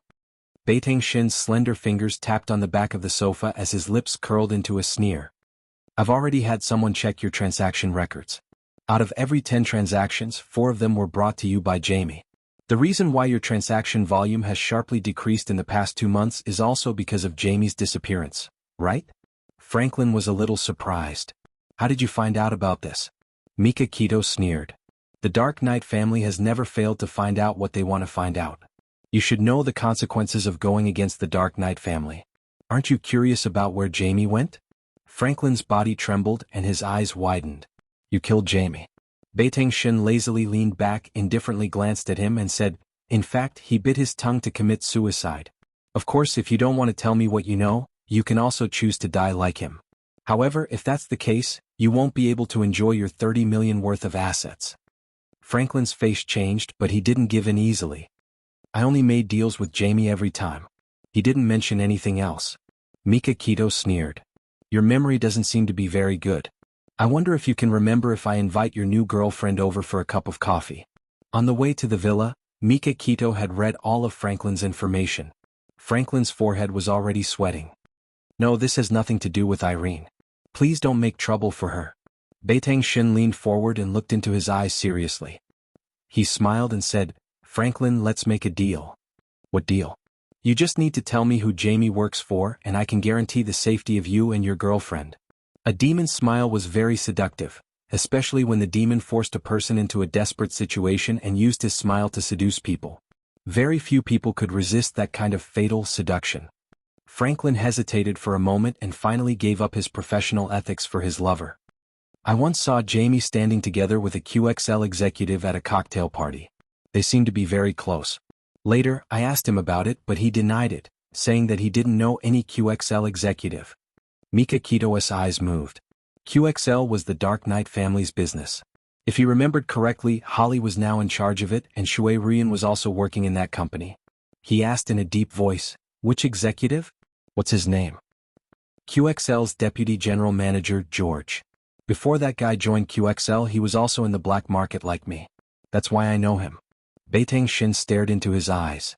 "After Jamie went missing, did anyone take the initiative to contact you and supply you with goods?" Franklin shook his head. "No, you're right. Jamie was a very important source of goods for me.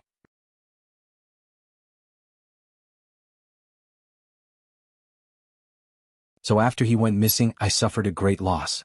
Mika Kito pursed his lips. "It seems that they have abandoned you. Although I don't want to admit it, that's the truth." Franklin shrugged helplessly. "That's how it is to be in our line of work. It's very risky. I've already told you everything I know. Now it's your turn to fulfill your promise." Mika Kito said calmly, "Suzaku, send him out." "Yes." Suzaku walked to Franklin's side. She took the blindfold from the table and put it on his head. Then she took his arm and led him out of the living room. Outside the living room, the 2 bodyguards took Franklin from Suzaku and stuffed him into the car. They slowly drove out of the villa. QXL, did this company have anything to do with Jamie? What secrets were hidden in it? When Suzaku walked into the living room, Mika Kito was still sitting on the sofa. She looked down and tapped her fingers lightly. She seemed to be thinking about something. She pursed her lips and said calmly, "If Jamie is related to QXL, then the most suspicious person is Holly.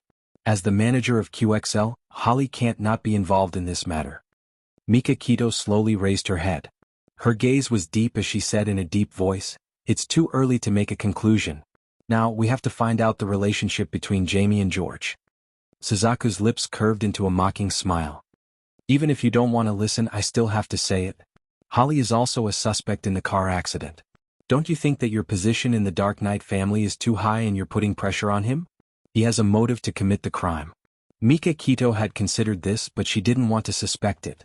However, where there was power, there was bound to be competition, suppression, and even destruction. When she proposed to help Holly, she had already expected that it would cause animosity between her and Holly. Was the mole in the family really Holly? 2 days later, Mika Kito's men were still following George and paying attention to his movements. Abeo made a breakthrough. In the process of investigating the suspects, he locked onto a man named Peter. Peter used to be a car mechanic. He had been in jail for stealing cars, so he knew cars very well. Abeo pretended to be a customer and offered a high reward for Peter to fix a car so that it wouldn't start properly. Under the temptation of a high reward, Peter readily agreed. After he damaged the car according to the agreement, the engineer who repaired the Rolls-Royce checked the fault of the car and confirmed on the spot that the fault of the two cars was the same. It was definitely done by the same person. Peter realized that he had been set up. He wanted to run away, but 3 men in black suits suddenly rushed over and subdued him. After a round of torture, Peter confessed. "A few days ago when I was fixing the car, a black Audi suddenly stopped in front of me. The man in the car asked me if I wanted to make a lot of money. I was short of money, so I agreed. The next day the man told me to wait for him at the designated place with the tools. Then he drove me to the underground parking lot of the hospital and asked me to fix the Ferrari and the Rolls-Royce. He also installed a bomb and a bug under the Ferrari." "Why did you install a bug?" Abeo asked. "I don't know. It was my employer's order. I just followed his orders." "What's his name?" "I don't know." "Do you still remember what he looks like?" "I know how to draw." "I can draw it for you, but you have to promise me that you won't kill me or hand me over to the police." "Okay, I promise. But if you dare to fool me, I will never let you go." After some negotiation, Peter drew a portrait. He said, "That man looks very cold. He doesn't talk much. He is muscular and has scars on his arms. I suspect that he is a mercenary. Come and see." Hongcha 866.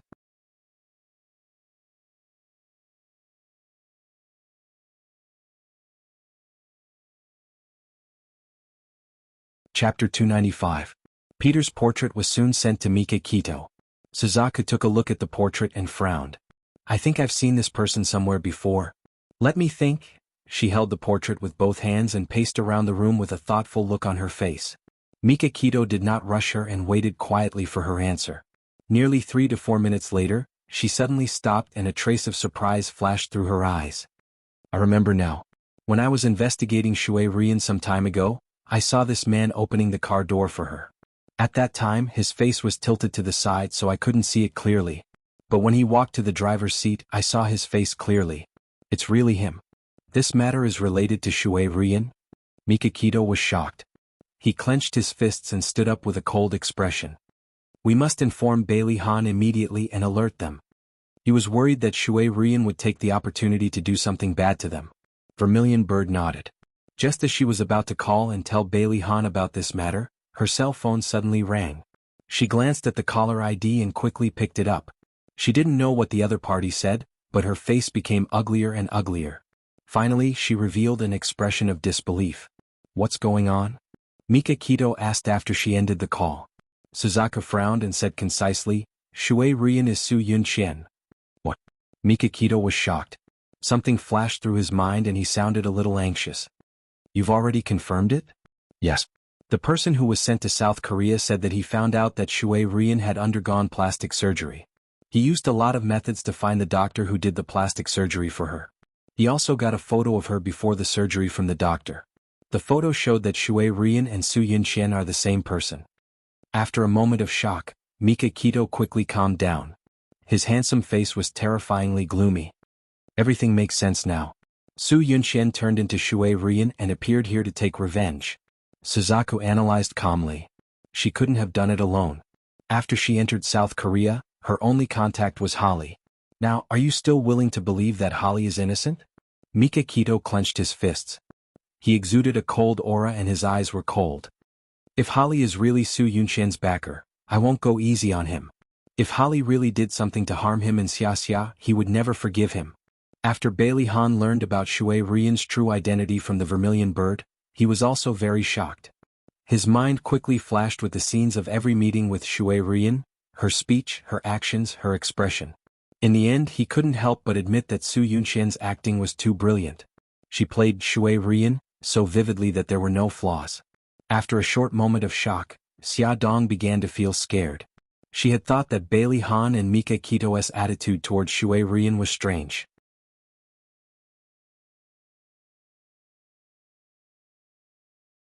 Now she knew how wrong she was.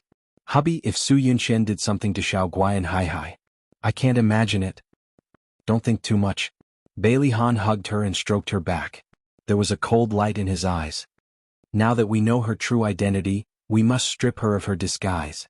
Didn't Brother Shin say that her bodyguard bribed Peter to plant a bomb and a bug under the car? I think it's very strange. She should hate me the most. If that's the case, why did she wait until Hai Hai and I escaped from the car before detonating the bomb? Countless thoughts flashed through Bailey Han's mind. He stared into her eyes, wanting to say something but hesitated. Hubby, do you know something?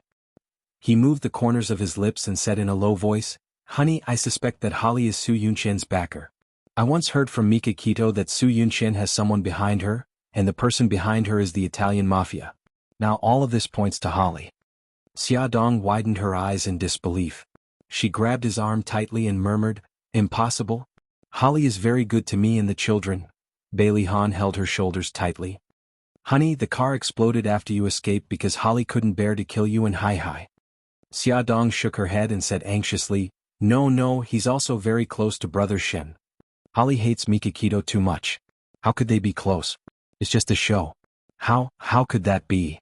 Because Mika Kito has threatened Holly's position. Godfather once said that he would announce a major decision at Hai Hai's 1-month-old party. This major decision has to do with Holly inheriting the family business. If Holly can't correct his mistakes within 3 years, he will be stripped of his right to inherit the family business, and Mika Kito will replace him to inherit the family business. Xia Dong's voice was dry. How did you know? Bailey Han said softly, Godfather once asked for my opinion on this matter. At that time, I suggested that Holly might fall out with Mika Kito because of this matter. Godfather said that this is also a test for Mika Kito and Holly to see which one of them is qualified to inherit the family business. Xia Dong's eyes were covered with a layer of mist. She bit her lip. I still don't believe it. Although Holly is playful and unrestrained, he has always been very good to us. When I didn't know a word of Italian, he taught me patiently and even taught me how to ride a horse. As she spoke, tears fell from her eyes. On my birthday he gave me a horse. He named the horse Princess. He said that the horse was just like me, the princess of the Dark Knight family. She cried and shook her head. I don't believe it. I don't believe that such a gentle person would do such a cruel thing for power. Bailey Han hugged her tightly and stopped trying to persuade her. He knew how she felt now. She had already regarded Holly as her brother. She didn't believe that her brother would do anything to hurt her or the other family members. It was just like when he found out about Su Yunqian's true colors, he also found it hard to believe. After coaxing her to sleep, Bailey Han went to the study and called Mika Kito to discuss with him how to find evidence to expose Holly and Shui Rian's true colors. George, this chess piece should be put to good use. George was a man in his 40s. He had gray hair and a big belly. He always had a smile on his face. There was a hidden light in his light green eyes and he was also a lecherous man. This morning he went to the cafe to buy coffee. There was a beautiful Asian woman in front of him in a long red dress. Her long hair fell over her shoulders, and the cleavage on her chest was faintly discernible. She was very attractive. She looked anxious and was negotiating with the clerk. I'm sorry, I really lost my wallet. I work in a company nearby. Can I send the money over later? The clerk said apologetically, I'm sorry, Mississippi. It's against the rules. George squeezed forward. I'll pay the bill for Mississippi, thank you. Thank you so much. Can you give me a business card? I'll pay you back. George took out a business card and handed it to her. He smiled and said, You don't have to pay me back. If you have time you can buy me a drink. Okay, no problem. The woman smiled and reached out her hand. Hello, Mr. George. My name is Suzaku. George took her hand and smiled. Suzaku. That's a very special name. Are you Asian? Yes, I am. I have something to do, so I'll leave first. Suzaku waved the coffee in her hand. Thank you for the coffee. After work in the evening, George walked out of the QXL building. From afar, he saw a red figure standing next to a marble pillar. Her figure was very attractive. He couldn't help but take a few more glances. He didn't expect that figure to suddenly turn around. He was stunned. Phew. It's me, George. Can I buy you a drink? Suzaku smiled brightly. Her lips curled up seductively. Her face was really beautiful. Her enchanting smile made George dizzy. He walked a few steps forward and stopped beside her. He chuckled and said, "Of course, it would be my honor." She tilted her head and winked playfully. "Drive your car." Okay. George drove his car over and opened the door for her like a gentleman. She smiled charmingly and sat elegantly in the passenger seat. George looked at her with a lustful gaze. Where are we going? Keynesian Hotel. I heard that the red wine there is very good. She stroked her hair elegantly and unconsciously licked her red lips. She was seductive and seductive. George's eyes were about to burst into flames. He couldn't help but glance at her chest. Without the cover of her hair, the cleavage was even more obvious. He took her words and actions as sexual innuendo and was overjoyed. He stepped on the accelerator and the car sped towards the Keynesian Hotel.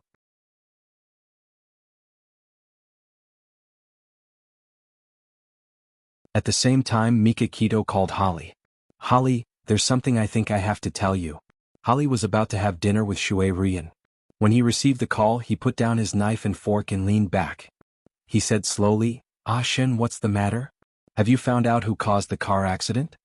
Mika Kito said in a deep voice, "No, I'm still investigating the car accident.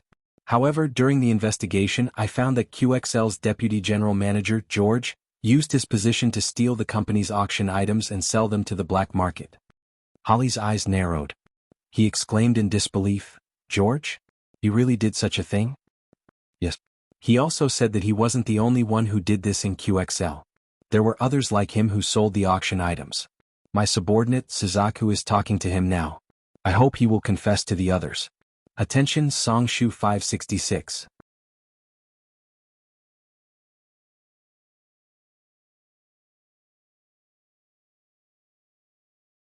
Chapter 296. Holly tightened his grip on the phone. His eyes were cold and his voice was filled with anger. Damn it. How could George do such a thing? Is Suzaku negotiating with him now? Where are they? I want to ask him face to face why he betrayed the family and the company. He's at the Keynesian Hotel. Holly, I hope you can calm down. Don't be impulsive. Suzaku had a hard time convincing him to confess. I know. Don't worry, Shin. Thank you for telling me this. I won't let anyone who betrays the company off. After ending the call, Holly hung up the phone angrily. Damn it. I knew that bastard George was unreliable. Holly grabbed his coat from the hanger and kissed Shui Rian's forehead. I'm going out. I can't have dinner with you. Shui Rian held his hand worriedly. Darling, don't worry. Maybe Mika Kito is lying to you. She's trying to make you panic. Holly said coldly. I have my suspicions too. That's why I have to go there personally to see if George has confessed. Be careful. Shui Rian didn't say anything else and walked him to the door. Holly sped all the way. When he arrived at the hotel, Mika Kito was already standing on the lawn in front of the hotel. He was wearing a black suit and stood tall and straight. Under the bright lights, he was as dazzling as a god in the night. Shin, why are you here? Holly walked quickly to him. Mika Kito smiled. I'm worried that you'll be too impulsive and mess things up. Holly smiled embarrassedly. You know me best. Let's go in. Mika Kito grabbed his arm. Don't be hasty. Suzaku had a hard time convincing George and promised him that she wouldn't hold him responsible. Only then did he agree to tell us the names of the others. If we go in now, he won't be willing to give up the names of the others. Holly tried to suppress the restlessness in his heart and smiled. Then what do you think we should do? Mika Kito pointed at the glass window not far away. Look there. No wonder he was standing here. As long as he turned a little, he could see the hotel lobby through the glass window. Vermilion Bird and George were sitting by the window facing each other. Although he couldn't hear what they were saying, He could clearly see the serious expressions on their faces. In the hotel lobby, Suzaku and George sat facing each other. George's face was solemn, and even his habitual smile had disappeared. He asked in a deep voice, "Who are you?" Suzaku said coldly, "It doesn't matter who I am. What's important is that my gun is pointed at your chest right now. Let me ask you, did you work with the thieves to steal QXL's auction item and sell it to Franklin through Jamie to make a huge profit?" In the past few days of investigation, they found that QXL had been visited by thieves who stole a large number of auction items at once. Under the table, Suzaku held a gun in one hand and aimed it at George's chest. However, the people standing outside the glass window didn't see it. George's eyes widened. "How did you know? Before Jamie died, he already gave you up. He also said that Holly was behind all this. If you're willing to stand up and testify against Holly, I can spare your life." George was silent for a moment. "Do you think I'll believe you just because you say that?" "I won't betray Holly." Suzaku smiled. "George, I really admire you. For Holly, you're willing to bear the crime of betraying your family. But you didn't expect that in order to protect yourself, Holly planned to push all the blame to you." "No, that's impossible." Suzaku pointed out the window. "Look outside. You must know the man standing with Holly. Holly and Mika Kito are here to testify against you." On the other side, Holly was getting impatient. Although he could see their expressions, he couldn't hear their conversation. He shook his head and said, "No, I'd better go in and take a look. I want to hear George say the names of those traitors in person." Mika Kito patted him on the shoulder and smiled. "Holly, when will you change your temper?" George clearly saw Holly's irritable expression and how Mika Kito comforted him.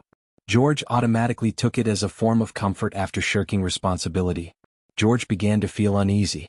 If Holly really pushed all the blame to him, he wouldn't be able to forgive himself even if he died 100 or 1,000 times. He took a deep breath and said, "Okay, I agree to tell you everything." Just then there was a rush of footsteps. Holly's tall figure strode towards them.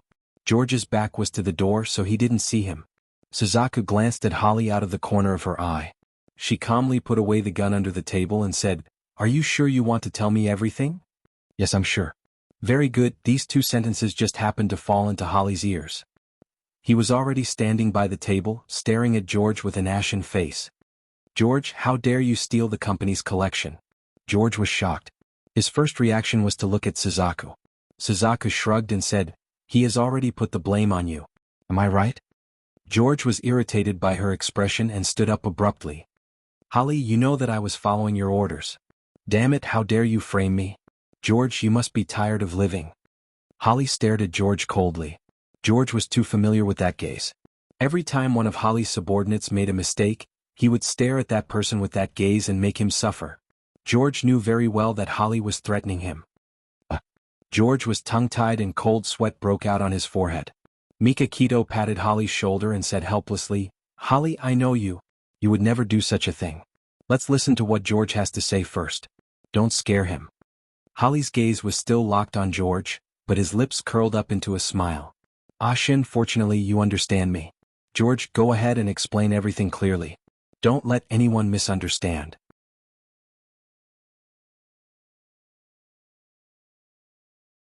Suzaku acted as if she did not see Holly and comforted George softly. "George, don't be afraid. Tell us everything you know. I will help you." George did not dare to say anything when the demon in human skin was standing beside him. He clenched his fists and suddenly stood up. "I'm sorry everyone. I'm not feeling well. I'll leave first." The fat figure fled as if there was a monster chasing after him. "Hey George."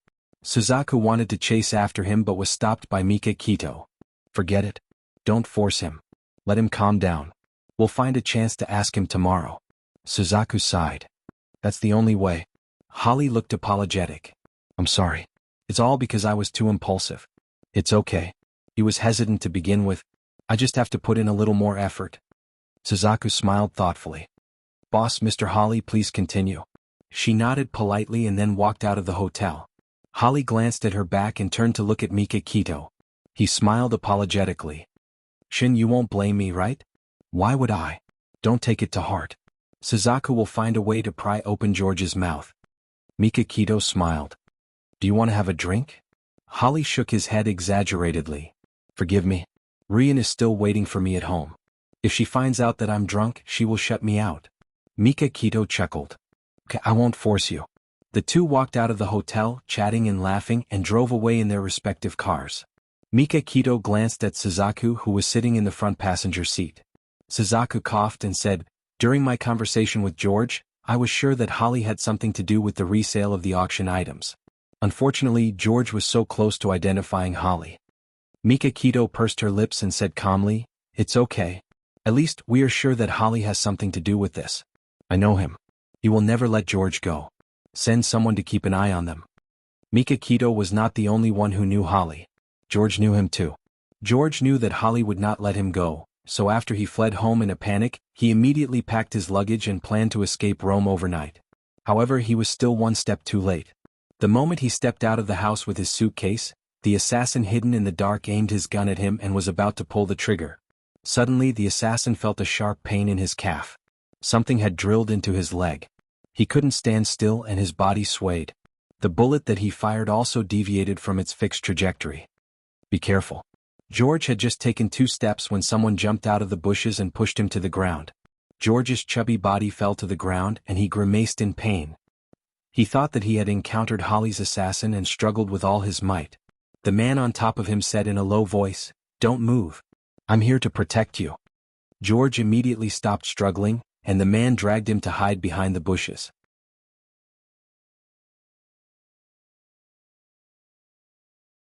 The assassin sent by Holly dragged his leg, which was shot through by a bullet, and raised his gun to look for traces of George. Blood stained his trousers and left a trail on the ground. "Poochie," another bullet shot into his other leg. "Quick, catch him." 2 black figures suddenly ran out from behind the tree and subdued the assassin in a few moves. The assassin still wanted to struggle, but he was hit on the back of his head and fainted. At this time, Jianghu walked over with George. "Get him into the car. George, you come with me." After getting into the car, George saw the assassin's face in the dim light. He was indeed sent by Holly. The group returned to Mika Kito's place. George didn't hesitate to tell him everything he knew about Holly's crimes after saving his life. Even in his dreams, Holly had never imagined that Beitangshin's purpose in luring him to the hotel wasn't to have George identify him on the spot, but to arouse his desire to silence George. Thus, Beitangshin was waiting for him. Beauty novel Hongcha 866.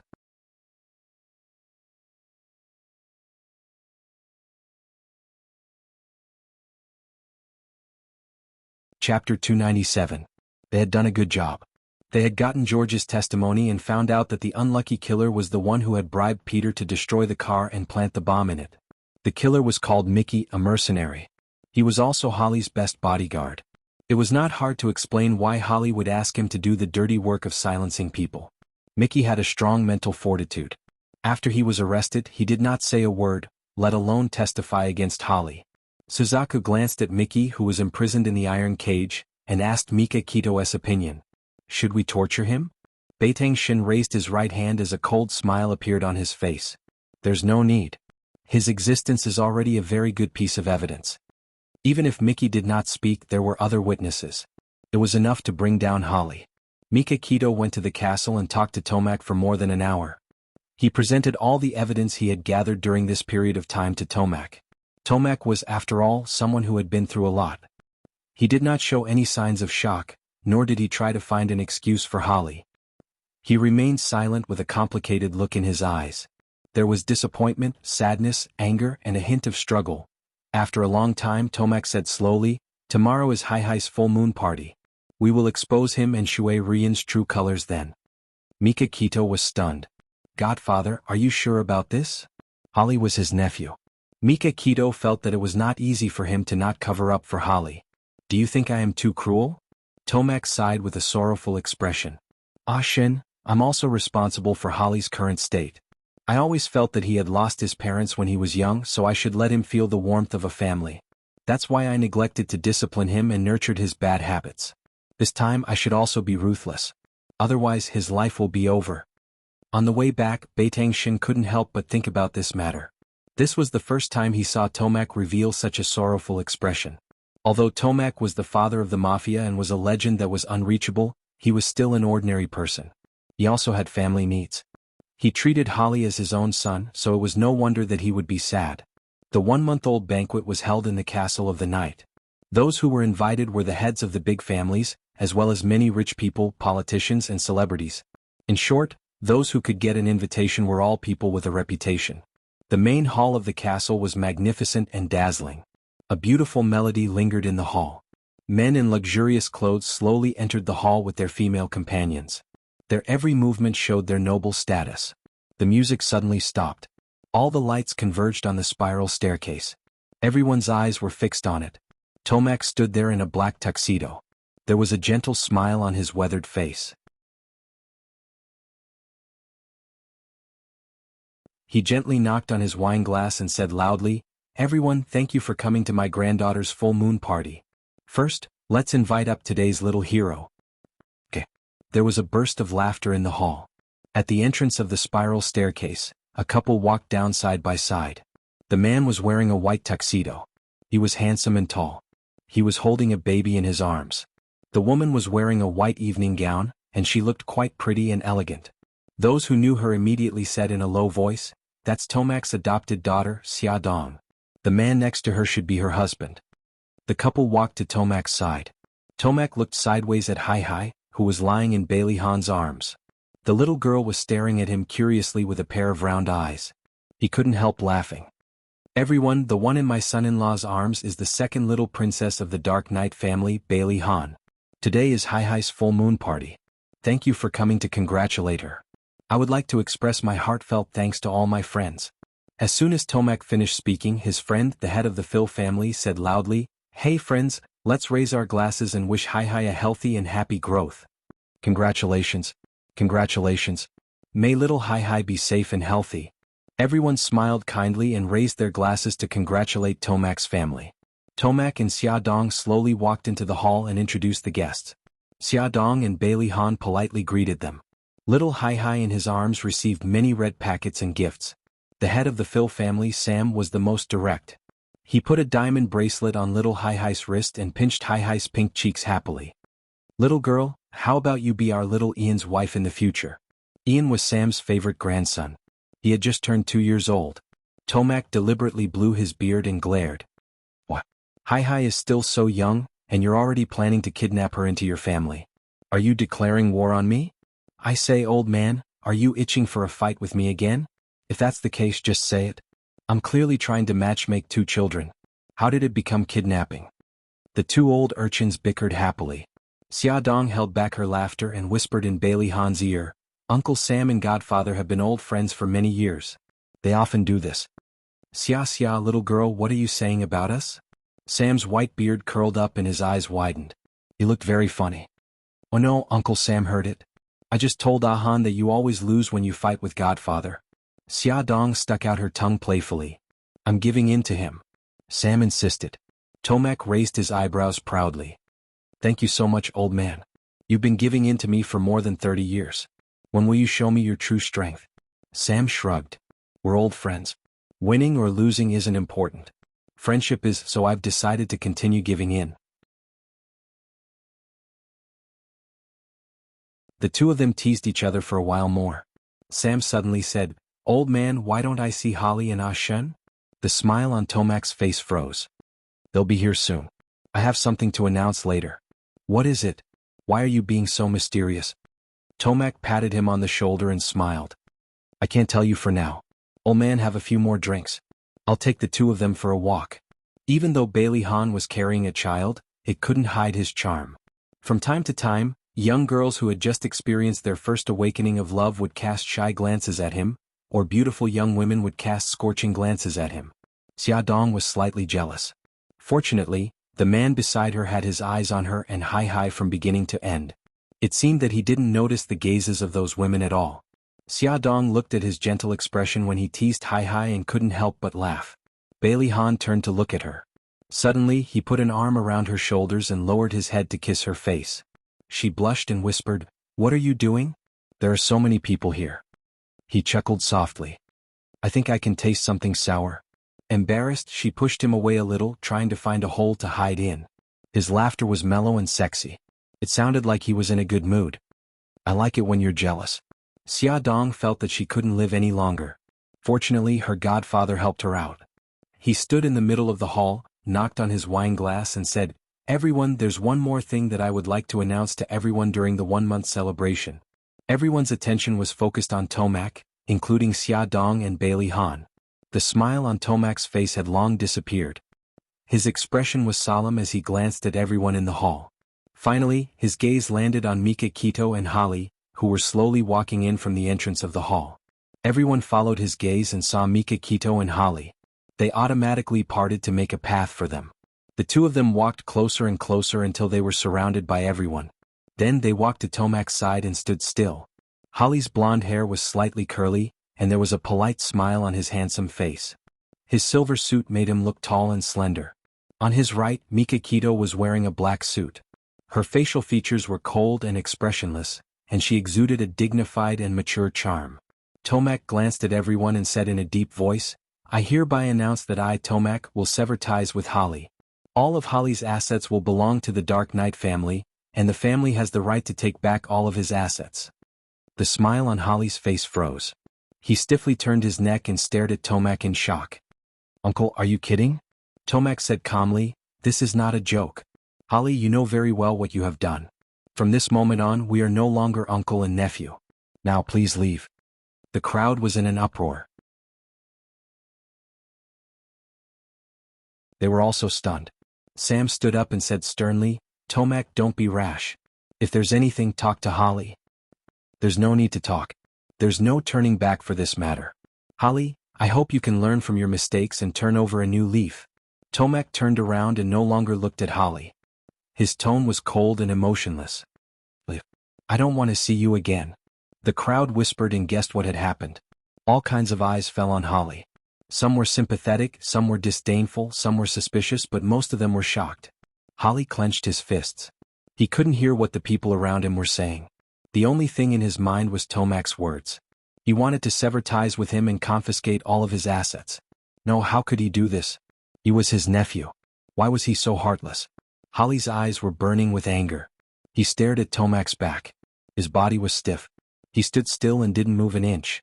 Tomac had his back to him and shouted coldly, "Butler, please ask Mr. Holly to leave. Welfare Jianghu 799.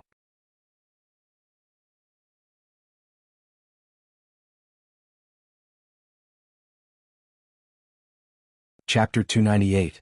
Xiaodong was shocked. She could not believe what she had just heard. When the butler led the bodyguards in and grabbed Holly's arms, she finally reacted and rushed out. Bailey Han wanted to hold her back, but she pushed him away forcefully. Xiaodong rushed to Tomac and said anxiously, "Godfather, you can't do this. You can't treat Holly like this." Tomac's Adam's apple bobbed and he said in a low voice, Xia, don't get involved in this matter. No, Godfather, Holly is your nephew. You can't treat him like this. Is there a misunderstanding?" Xiaodong looked at Mika Kito, who was expressionless and silent. She said anxiously, "Brother Shin, say something and plead for Holly." Mika Kito's thin lips moved slightly and she said indifferently, Xia, since Godfather has decided, let's do as he says." "Mika Kito, you bastard. It's all because of you." Holly could no longer suppress his anger. He kicked away the bodyguards who were holding him and pounced on Mika Kito. "Mika Kito, you hypocritical bastard. I'm going to kill you." Holly's right hand reached for his waist out of habit. Bailey Han's heart tightened and he hurriedly pulled Xiaodong behind him to protect her. The others also stepped back, afraid that Holly would accidentally hurt them. Only Tomac and Mika Kito remained standing in the distance with cold expressions. Damn it. Holly did not touch the pistol because when the bodyguard approached him, he had already taken away his weapon when he was unprepared. He had already lost his head due to anger. His punches and kicks were filled with fierce killing intent. Beitang responded calmly and began to fight with him. Mika Kito held his arms and said coldly, "Holly, if you continue to cause trouble, you'll only embarrass yourself more. Beitang, all of this is your fault. You took away everything that belongs to me. I will not let you off." Holly's eyes were spewing fire, and his killing intent was wreaking havoc. He suddenly attacked and punched Beitang's chest. While dodging, Beitang kicked sideways, hitting Holly's abdomen. Holly held his abdomen in pain and stared at Beitang with eyes filled with hatred. Tomac suddenly shouted, "Enough! Someone, hurry up and drag Holly out of here." 3 or 4 bodyguards rushed up and spent a lot of time subduing Holly, who was trying to resist. The bodyguards dragged Holly out of the hall.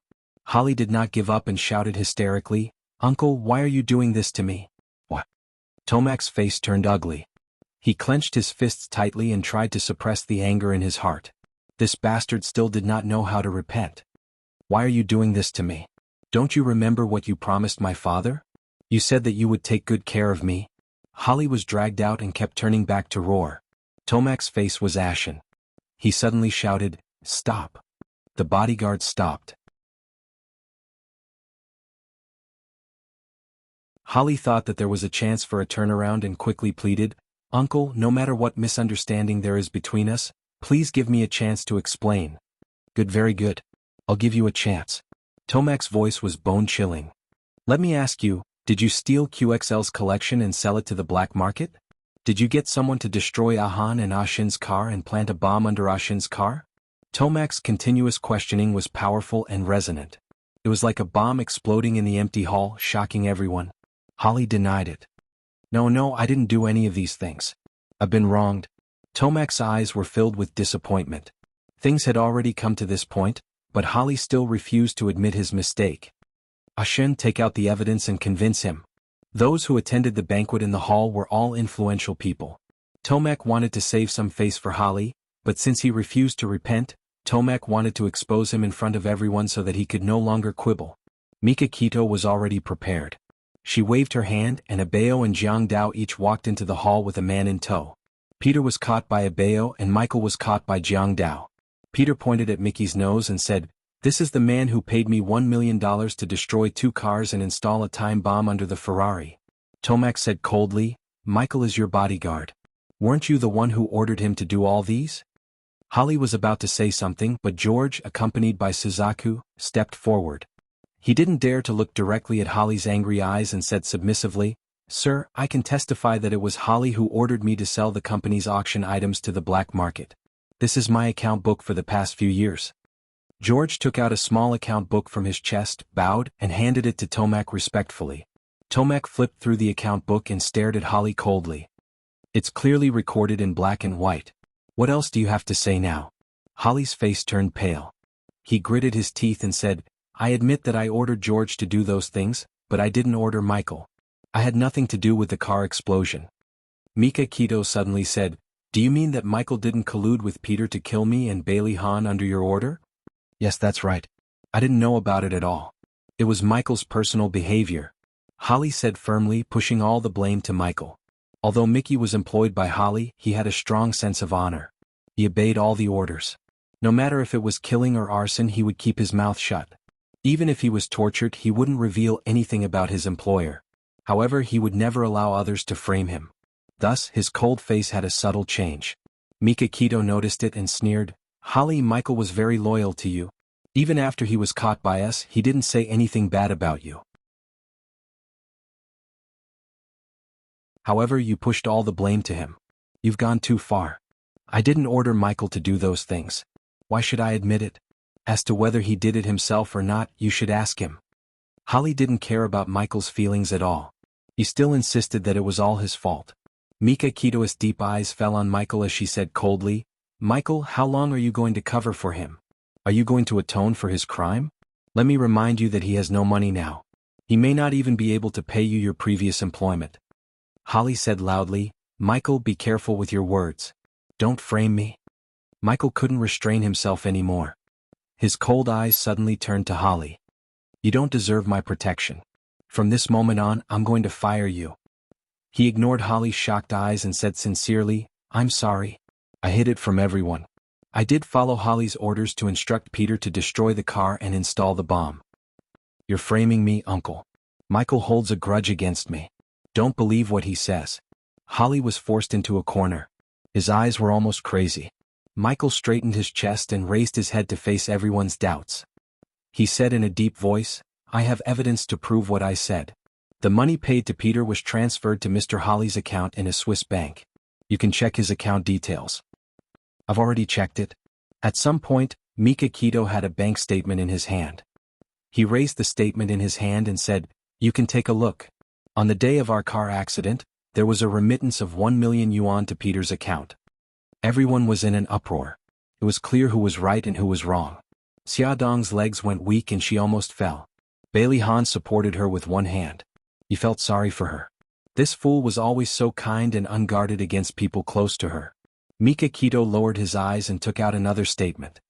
He said slowly, Holly, I'm very curious about this money. You once transferred 2 million yuan to a plastic surgery hospital in Korea. Why did you do that? Holly's eyes were red. He said word by word, this is my private matter. I don't need to explain it to anyone. Mika Kito's lips curled into a mocking smile.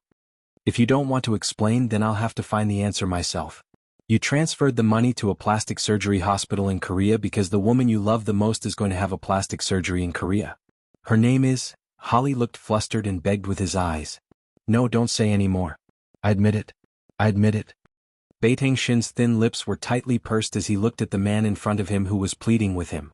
The scene of them drinking and chatting together appeared in his mind. He had thought that they would become brothers, but Holly had ruthlessly put them to death for the sake of power. Bailey Han saw Mika Kito's hesitation. He suddenly took a step forward and said coldly, that woman is Su Yunxian. Her name is also Shui Rian. She once tried to kill my wife and used Barit from the Eulis family to deal with the Anya family. No, Shui Rian is not Su Yunxian. Holly was in a sorry state. Suzaku raised a stack of photos for everyone to see clearly. These are the photos of Su Yunxian before and after her plastic surgery. I also got the testimony of the plastic surgeon from Korea to prove that they are the same person. Holly's and Shui Rian's true faces were revealed in front of everyone, dripping with blood. At this time Shui Rian, who was also Su Yunxian, was standing at the back of the crowd. She looked at the people who suddenly turned around and looked at her with an indescribable expression. No, I'm not. All her disguises were removed. She was on the verge of collapse. If she had known this, she wouldn't have come to the full moon banquet with Holly. No, I'm not. Su Yunxian shook her head in panic and turned around to escape. One of the guests blocked her way. She ran in another direction but was stopped by someone again. She was like a rat at the end of her rope, surrounded by everyone who pointed and mocked her. Welfare Xinwu 799.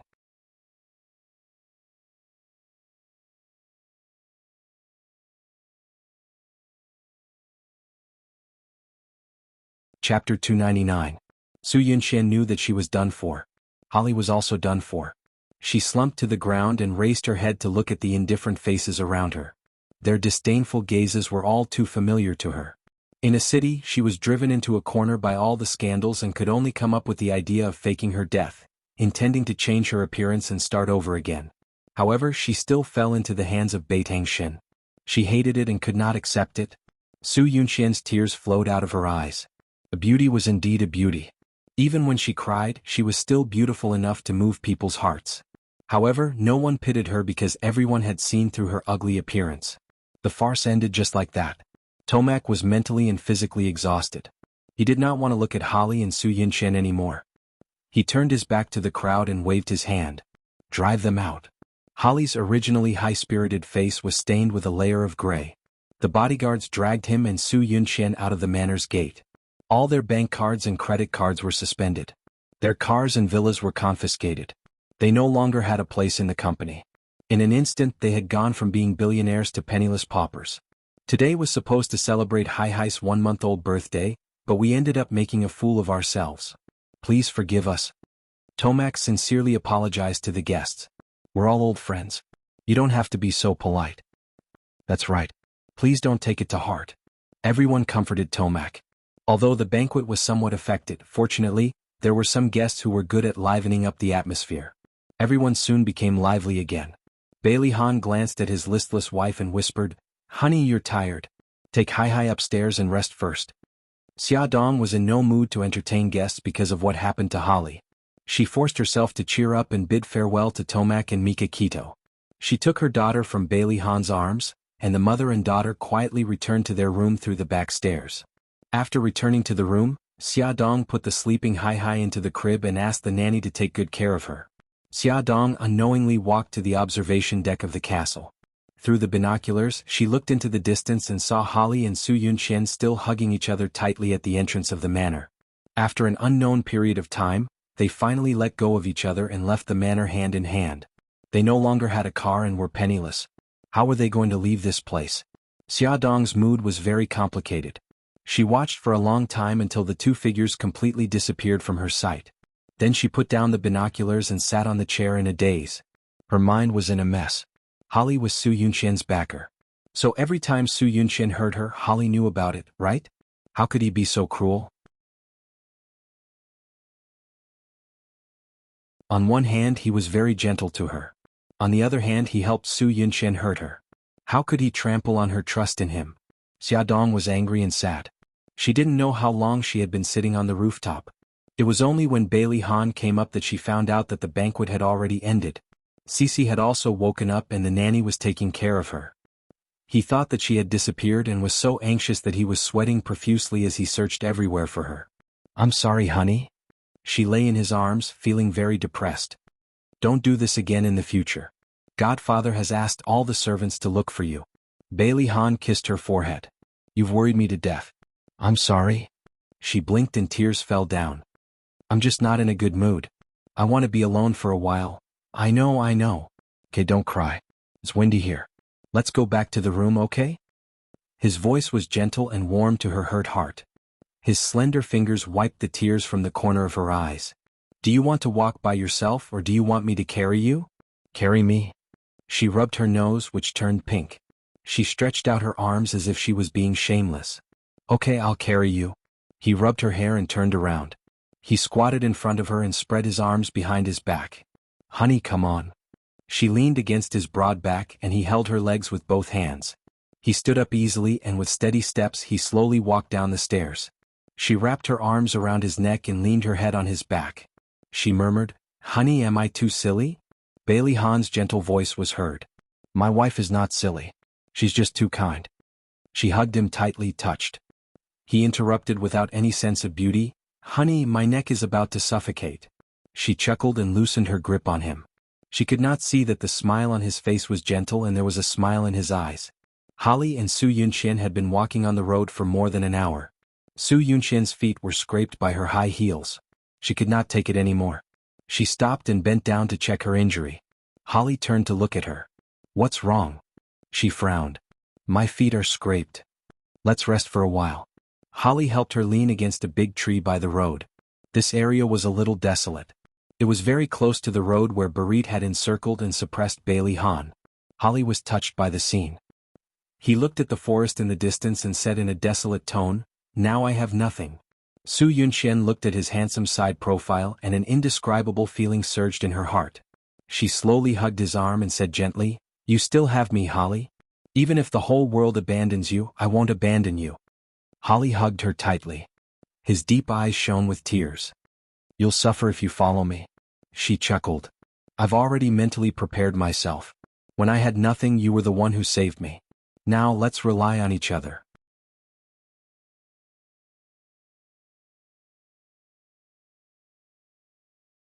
He was very touched, but he had to remind her of the reality. "We don't have a single cent on us. We don't have a place to stay tonight either. Don't be afraid. We still have these things." Su Yunqian withdrew from his arms and took off the pearl earrings on her ears, the diamond necklace on her neck, and the ruby bracelet on her wrist. These things should be able to sell for hundreds of thousands. Holly felt sad. He looked down at his wrist, took off the gold watch on his wrist and put it in her hand. "And this watch? Actually, we still have a lot of things." Su Yunqian smiled. She didn't know if she was comforting him or herself. "Yes, the most expensive thing is you." Holly kissed her forehead gently. "Thank you for being willing to accompany me." "You're welcome." She chuckled and put all her belongings in his suit pocket. She held his hand. "Let's go. We still have to rush back to the city before it gets dark." They couldn't possibly spend the night in the wilderness. Suddenly a car drove over. Holly waved his arms, hoping that the other party would give them a ride. He didn't expect the other party to have no intention of stopping at all. He stepped on the accelerator and sped past. Another car drove over. Holly shouted, "Please stop the car." The car slowed down. Holly happily held Su Yunqian's hand and ran over. The car window rolled down and a familiar face popped out. It was the head of the Phil family, Sam. Holly was stunned for a moment, then he smiled. "Uncle Sam, can we take your car back to the city?" "I'm sorry, Holly." Sam rejected him without hesitation. "Uncle Sam, drive or drive." The car sped away. Holly tightened his grip on Su Yunxian's hand, and his expression was terrible. Su Yunxian looked at him worriedly. Darling, it's okay. We can walk back. Holly shook his head and muttered, You don't understand. The old man has really made up his mind. Even Sam won't help me. No one else will dare to help me. He was right. They met many guests coming out of the castle along the way. When they saw Holly waving his hand to stop the car, they didn't have any intention of stopping. It was as if they didn't see them. They spent more than an hour and finally reached the suburbs. There were 2 big blisters on Su Yunxian's heels. Holly helped her stand by the roadside. It wasn't easy for them to hail a very old car. The driver was an honest middle-aged man. When he saw that they were dressed extravagantly but looked very haggard, he thought that they had encountered a gangster. Su Yunxian made use of his sympathy to admit that they had encountered a gangster. Sir, can I trouble you to send us to the city? Of course. I happen to be going to the city too. The driver was kind and agreed to take them to the place they had mentioned. There were many antique shops in the area where they got off the car. Su Yunxian asked for Holly's opinion and sold the pair of pearl earrings for 10,000 euros. The two rented an apartment. It wasn't very big. It had 2 bedrooms and 1 living room. However, it was fully furnished and the surrounding environment was good. They couldn't ask for too much when they were short of money. The other jewelry was sold for a total of 500,000 euros, which was not a small amount for the 2 of them. However, the 2 of them were used to living a luxurious life and suddenly became poor. They couldn't adapt for a while and spent money like usual. It wasn't until a week later that they suddenly realized that they only had 300,000 euros left in their savings. Su Yunxian was cooking in an LV dress. She put 2 breakfasts on the table and said, Darling, we can't just sit around and eat. I'll go out and look for a job. In the past week, Holly went to many companies and submitted a lot of resumes, but they were all rejected. There was no other reason. His job requirements were all at the level of deputy general manager. Finally, a small company was willing to hire him. However, the personnel department received a call from the castle of the night and rejected him again. Holly held the knife and fork with both hands and was silent for a long time. Darling, I'm sorry. I can't give you anything now. It doesn't matter. Su Yunxian hugged him from behind and said softly, In fact, I have nothing to do at home every day. It's better to go out and look for a job. It won't be too boring. Hongcha 866, that you're tuning in to the Han Li's Wuxia Adventures YouTube channel. We're so grateful for your support and don't forget to subscribe to join us on this incredible journey through captivating stories. Your generosity through donations truly makes a world of difference, as it's the primary source of revenue that allows me to expand and enhance this channel for you. Thank you from the bottom of my heart for being a part of this adventure.